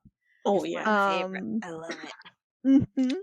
Oh yeah, that reminds me. There's Mhm. one from those that I really go back to often. It's Mhm. the one against Yuriev. Yes, I was Yeah. actually about Oh to my say that gosh. that is Yeah. probably my all-time favorite song, and for like I want to say the odd amount of I want to say almost 15 years long, that was my ringtone. I love Nice. God Sib so Oh, God, much. Sib is really good. God There's a Yeah, Sib couple is but good. probably one there's of the God Civ, best. but there was also like the other song that played in the fight Yeah, there's before one like that. Oh during the yeah. battle, and then Mhm. the background music for Abel's Arc is pretty too, but Oh it's yeah. sad. Oh my god, the background music of Abel's Arc is probably one of my favorites. I was actually about to bring that one up too. Yeah. Um uh Hepatica is one of my favorites. Oh, I am so stupid. One of my all-time favorite tracks on episode 1 are the music themes, Pain and Kokoro. I Yeah. adore those songs. But yeah. And Hepataka and Maybe Tomorrow. Everybody loves Maybe Oh Tomorrow. god. Yes. Maybe Mhm. tomorrow. Don't The make me music cry. Don't make the me music cry. the music that makes every single saga people who played all the way to 3 It's on my Yes. Spotify cry. playlist, but I skip it every time because I don't want to cry. Not today. I can't I do belt this. it out every single Gotta keep time it it comes together. on. I belt it out instead. I But think maybe tomorrow mhm. and like the one that also has a part in maybe tomorrow the one that's called I think I believe or something like that, So but we gotta. with the sad violins like Mhm. that one also completely destroys me every Is time it it I plays. love you sincerely? Is that the one or? Maybe I think Yes, I so. think Yeah, I think so. it's just like But yeah. I think there's some people that labels it as like Cosmos, I believe, or something like that. Mhm. But Yeah, I anyways, can never get it's that it's straight that then. one, Oh the sad yeah, I violin one. believe in you. Yeah. This Mhm. one, Like that number 3, one I believe in destroys you. me every time too. Yeah. Yes. Yeah, I remember. I think if it's a song you're thinking about, I remember one time, like years and years ago, listening. That came up in my car while I was driving, and I'm Mhm. sobbing in my car listening to this song. Yeah, it was such a strong music, and when you remember, like, let's say you had replayed like Xenosaga, and you remember exactly what the track is, like. Like you get the scene back to you, and you're just like, "Oh my god, the feelings! Yeah. Oh, I'm Mhm. dying." Yeah, Yeah. There's one last thing that I absolutely adored from episode 3. The Hackocks tracks were a Yes. bop. Oh my god. They were a bop. Yes, And and all definitely of agree. the yeah. Definitely agree. Mhm. all of the Yes. sound effects too, they were really nice. It The was the really sound nice. effects in general were just also really nice too. Like the most memorable thing for me was probably the sound direction and the audio direction for all 3 episodes. Each one had a very unique style, and I still hear the little clicks like going through the emails or going through the menus or Mhm. trying to pick what character is going to do what attack, and it's just that was very, very memorable. But yeah. Okay. Mhm. Justin, you. All right. Okay. So No Well, pressure. no, Oh my I'll do this God. very quickly. All right. Oh So, boy. favorite characters in Xenosaga. So, I like Chaos. He's very mysterious. I think that's pretty cool. I also love his character designs, and I really enjoy his fighting style. Though, as I gotten older, I have started to be a bit more attached to the Elsa crew. I don't know. As I get older, I really like Captain Matthews. You moron. Yeah, You he's just a moron. lot of fun. Yeah. He's good. Music He's a good guy. wise, one of I actually like a song that nobody mentioned, but the song that plays in Xenosaga 2 when you're going through the submerged city, I really like that Oh track. yes, that's It's a good one super too. chill. Yeah. And I know I have my problems with Xenosaga 2, but the music ain't one of them. I actually really like that soundtrack, and that song in particular has always stuck with me ever since I got to that area. I also want to shout out Mhm. Battle of Elsa. Really great Yeah. track. Yes. Yeah, Mm. yeah. Absolutely. In fact, many of my favorite scenes involve the Elsa. like when they're trying to get to the Kukai Foundation, and that one scene where Ziggy and Momo catch up to them. Yeah. And it's like super tense, and you're just like on the edge of your seat the whole time. I love that. Yeah, But my new favorite scene, more recently, a lot of you know, is actually a scene that I don't think was intended to be funny, but I think it's hilarious. In episode 1, when Momo is captive and Margulis goes in to talk to her, and there's like a tray of food next to her, and she hasn't touched it, and then Margulis just looks over to her, he's just like, "Is the food here not satisfactory?" And like you could see the food in the background. It's like this blurry, like rectangular mess. And it's just like the way he looks at it, just it's so funny to me. I was rewatching cutscenes, I saw that, and I just couldn't stop laughing. I know this was not intentional whatsoever, but like, oh my goodness. Oh man, but yeah, quick shout out to the scene in episode. If you're talking funny scenes, the junior eyebrow raise in the submerged city. Yes. That's during the Vanderkam speech. Yeah. Oh my god. And then Junior is just like listening to him ramble and like scream, and he just raises his eyebrow like, "What the fuck's this dude around?" There are so many good scenes and so much good music in this series. Yes. God, I didn't even mention Battle for Our Souls earlier, but that's one of the best boss themes in video games, period. But anyway, go on. Yep. But yeah. Honestly, that is pretty much everything I have to say about like my favorite stuff, like my favorite characters, favorite music, favorite scenes. And I guess we can go on to, you know, what we hope for Xenosaga in the future. And we can kind of end it on this. And I think like most of us would agree. We would hope for an HD remaster. Please. Yes. Yeah. Or just even like a port. Give a port.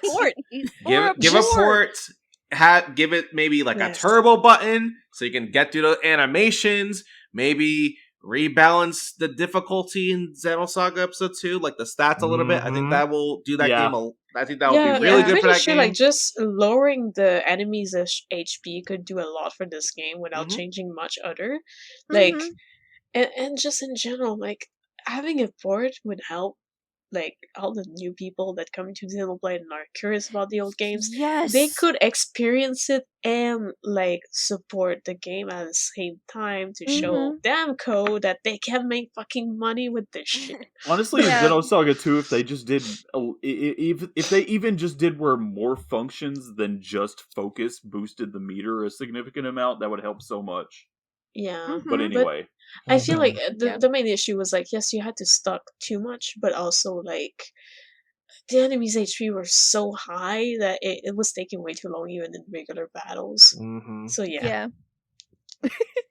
It's very true. Another like I've actually like a few friends I've tried to get into the series that they would if they could afford it. They've literally like, I will not touch the series until I can buy all of it because they don't like emulating it. It's like, that's understandable, but that's literally the only way you're going to be able to play it unless you save up some money or you have a well-paying job, because it is getting increasingly hard to find these games. And as you mentioned earlier, the prices for all three of them are starting to hike up. So and soon they're all gonna be $100+. It's just like a port, a remaster. Hell, do what like Final Fantasy VIII did if you really want to, if you're worried about clashing art styles, and just give one unified art style and just go and polish it that way.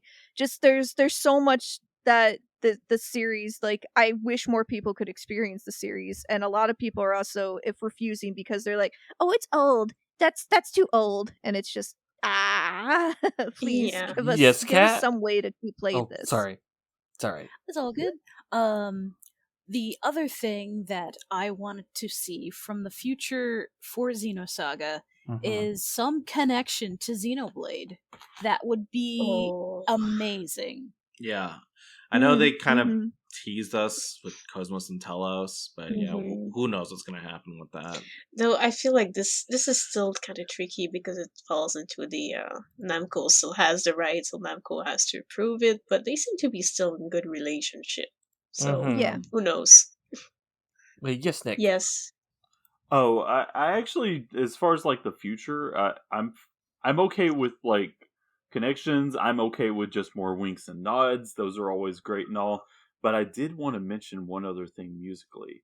For those of you that may be listening that don't really care much for like certain songs, or like maybe don't know all the songs from Xenosaga 2, perhaps even, I just want to point out Old Misha was the track from Xenosaga 2 that I mentioned that was like, oh, it's like going through a mall at Christmas time almost kind of feeling. But also, I just want to bring up about this because it just came back to me what I wanted to say.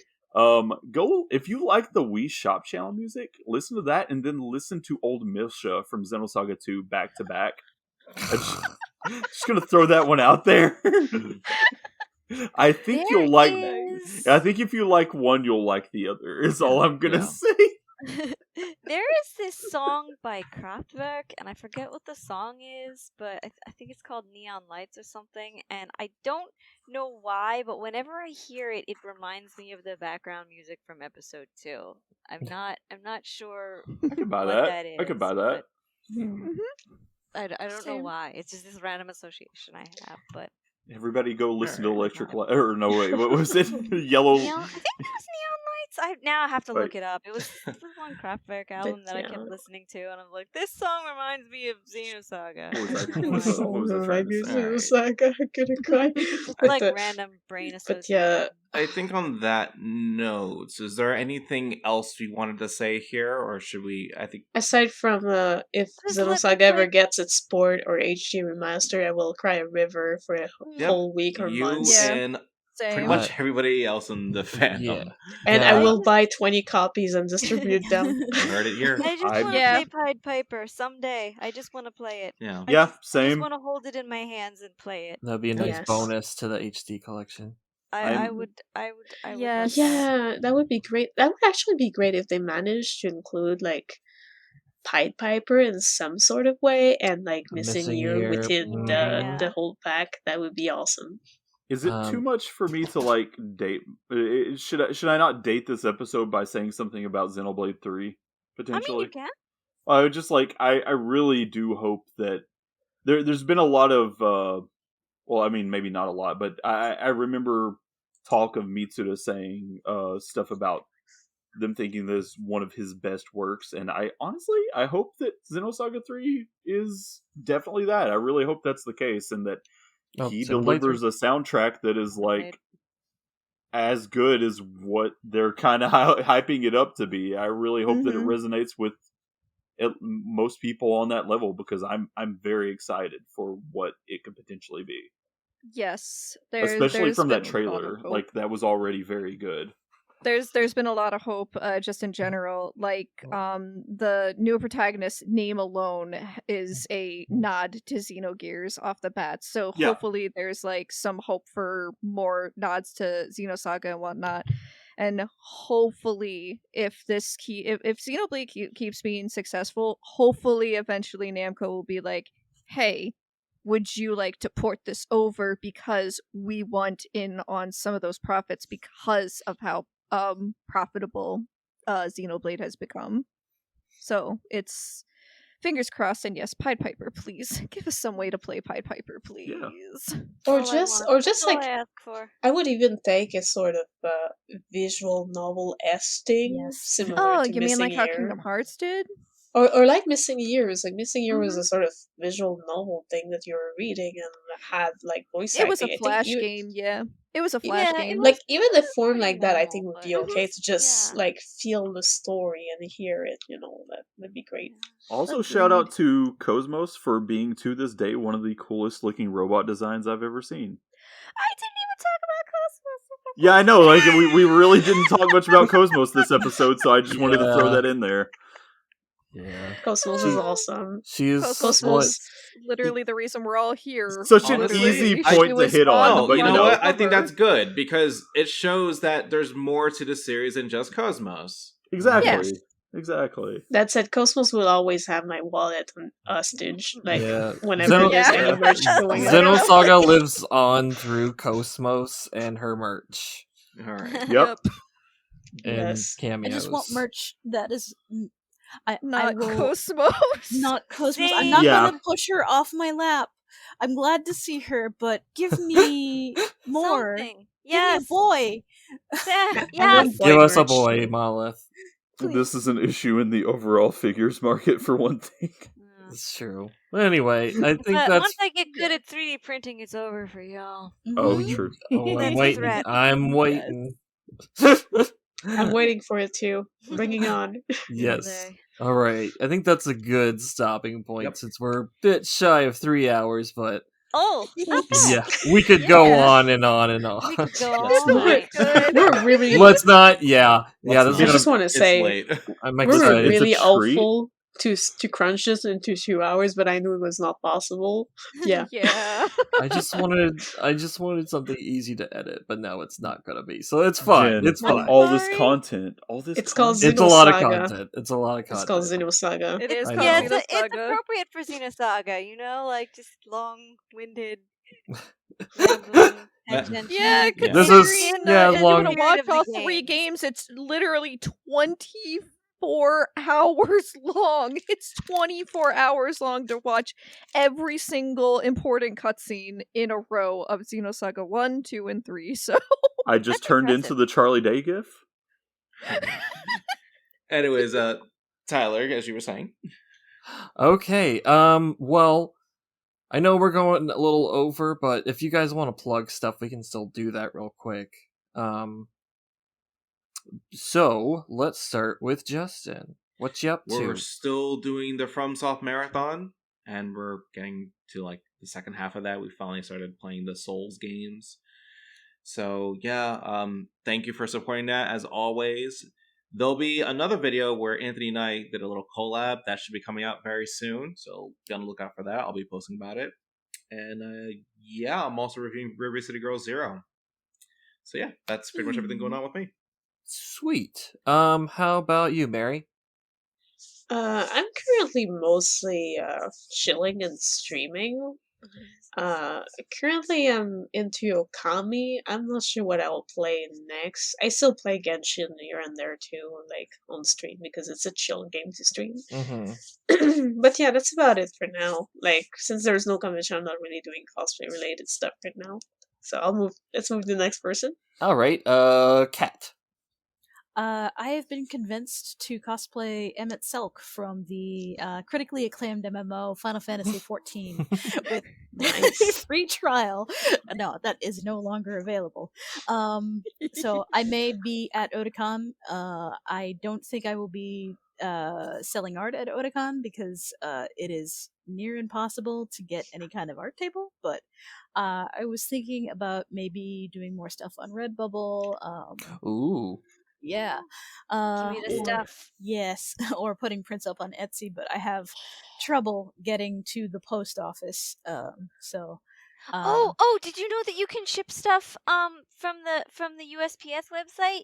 Ooh. Yeah, did you not. can just. That's what I've been doing because I've been increasingly reluctant to leave the house. Yes. So you can go on the U.S. Postal Service website and print a shipping label right there. Ooh. That's so cool. That's Yeah, a it's PS. nice. That's a PSA for all our U.S. listeners, by the way. Yes. Yeah. To be go honest, the post office. Go to their I'm just gonna website. say, but like as a shipper, like most websites of like companies that ship stuff nowadays, they all have that option. I think most of the time you just need to do an account and you can do away bills as much as you want from home. Nice. Cool. Mhm. All right. I'm collecting shiny rocks. I have a birthday on Monday. Ooh, happy birthday, Cat! Thank you. Happy birthday! Thank Happy you. birthday. Thank you. I'm trying to play Final Fantasy XIV less and trying to work on art more. That's it for me. Good luck. I love your Woo. art. Excited to see it. Erin, what are you up to? Oh gosh. Well, Jeremy and I kind of took a break from streaming for a couple of months. Between the end of the year and the beginning of this one. But we're hoping to start up again soon. We might have started again by the time this episode is published. But yeah, I'll probably be doing some sort of a game stream during the day. Jeremy just got me a Switch and Animal Crossing finally, so I may be playing Animal Crossing. Other And than Xenoblade that, in the future. yeah, so possibly streaming, probably doing some other art related stuff. I'm definitely not writing any self-indulgent fan fiction at the moment. I believe Me you. neither. Me Me neither. no, certainly haven't spent the last several months working on anything. So yeah, but that's about it, I think. All right. How about you, Nick? Well, I kind of been streaming again a little bit recently. I finally continued my playthrough on stream of Final Fantasy VII, and I'm between that and Sekiro because I got on the Elden Ring hype a little bit, and I am trying to get through some of the FromSoft games I've not played. Mm-hmm. But other than that, like really nothing real big, I guess. That was kind of like the main thing as far as like public appearances. I'm not posting a lot on Twitter or anything like that lately, so I'm not sure what else I got. I think that's about it for me. All right, how about you, Brielle? On off streaming. Been taking a break. Hoping to get back to it again soon.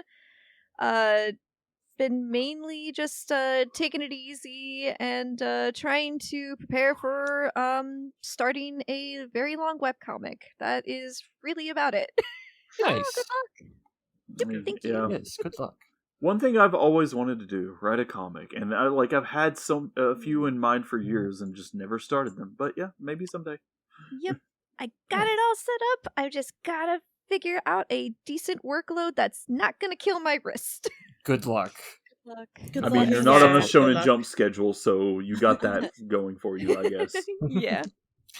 All right. Well, for me, I've just been I changed jobs and I quit a side job I was working on, so I've gotten more time to work on some stuff. I finished Blue Reflection Second Light. It was a really good game, really fun.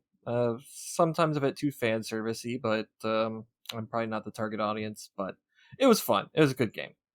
Right now I'm playing Eastward, and that's been an interesting experience so far. I've been wanting to play that, so that sounds good. That it sounds really good.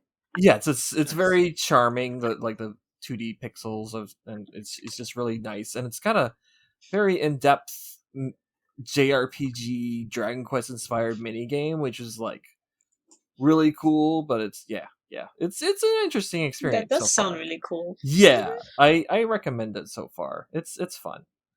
But that's about it.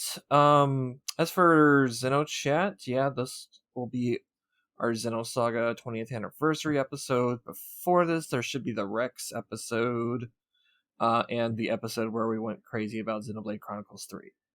I don't know what the next episode will be about, but we will either ask you guys, the listeners, or we'll fight about it in our Discord. Or no, we won't fight about it. We'll just look through our We'll fight about it. No. We should talk about this one.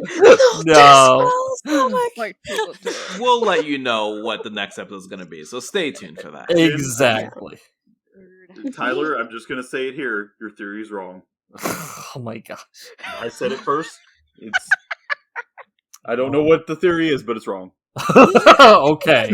All right. Whatever it is, whatever it is, you're probably wrong. Probably. Anyway, it's fine.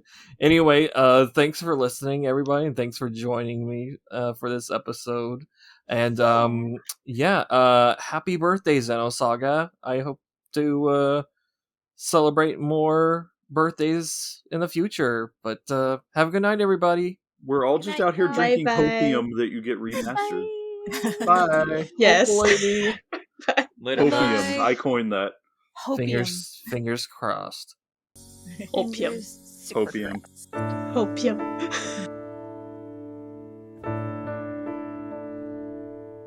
The moon is gone and the night is still so dark.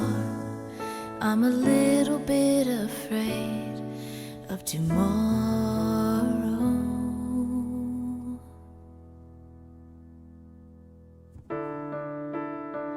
But I will go. I'll go over. I will go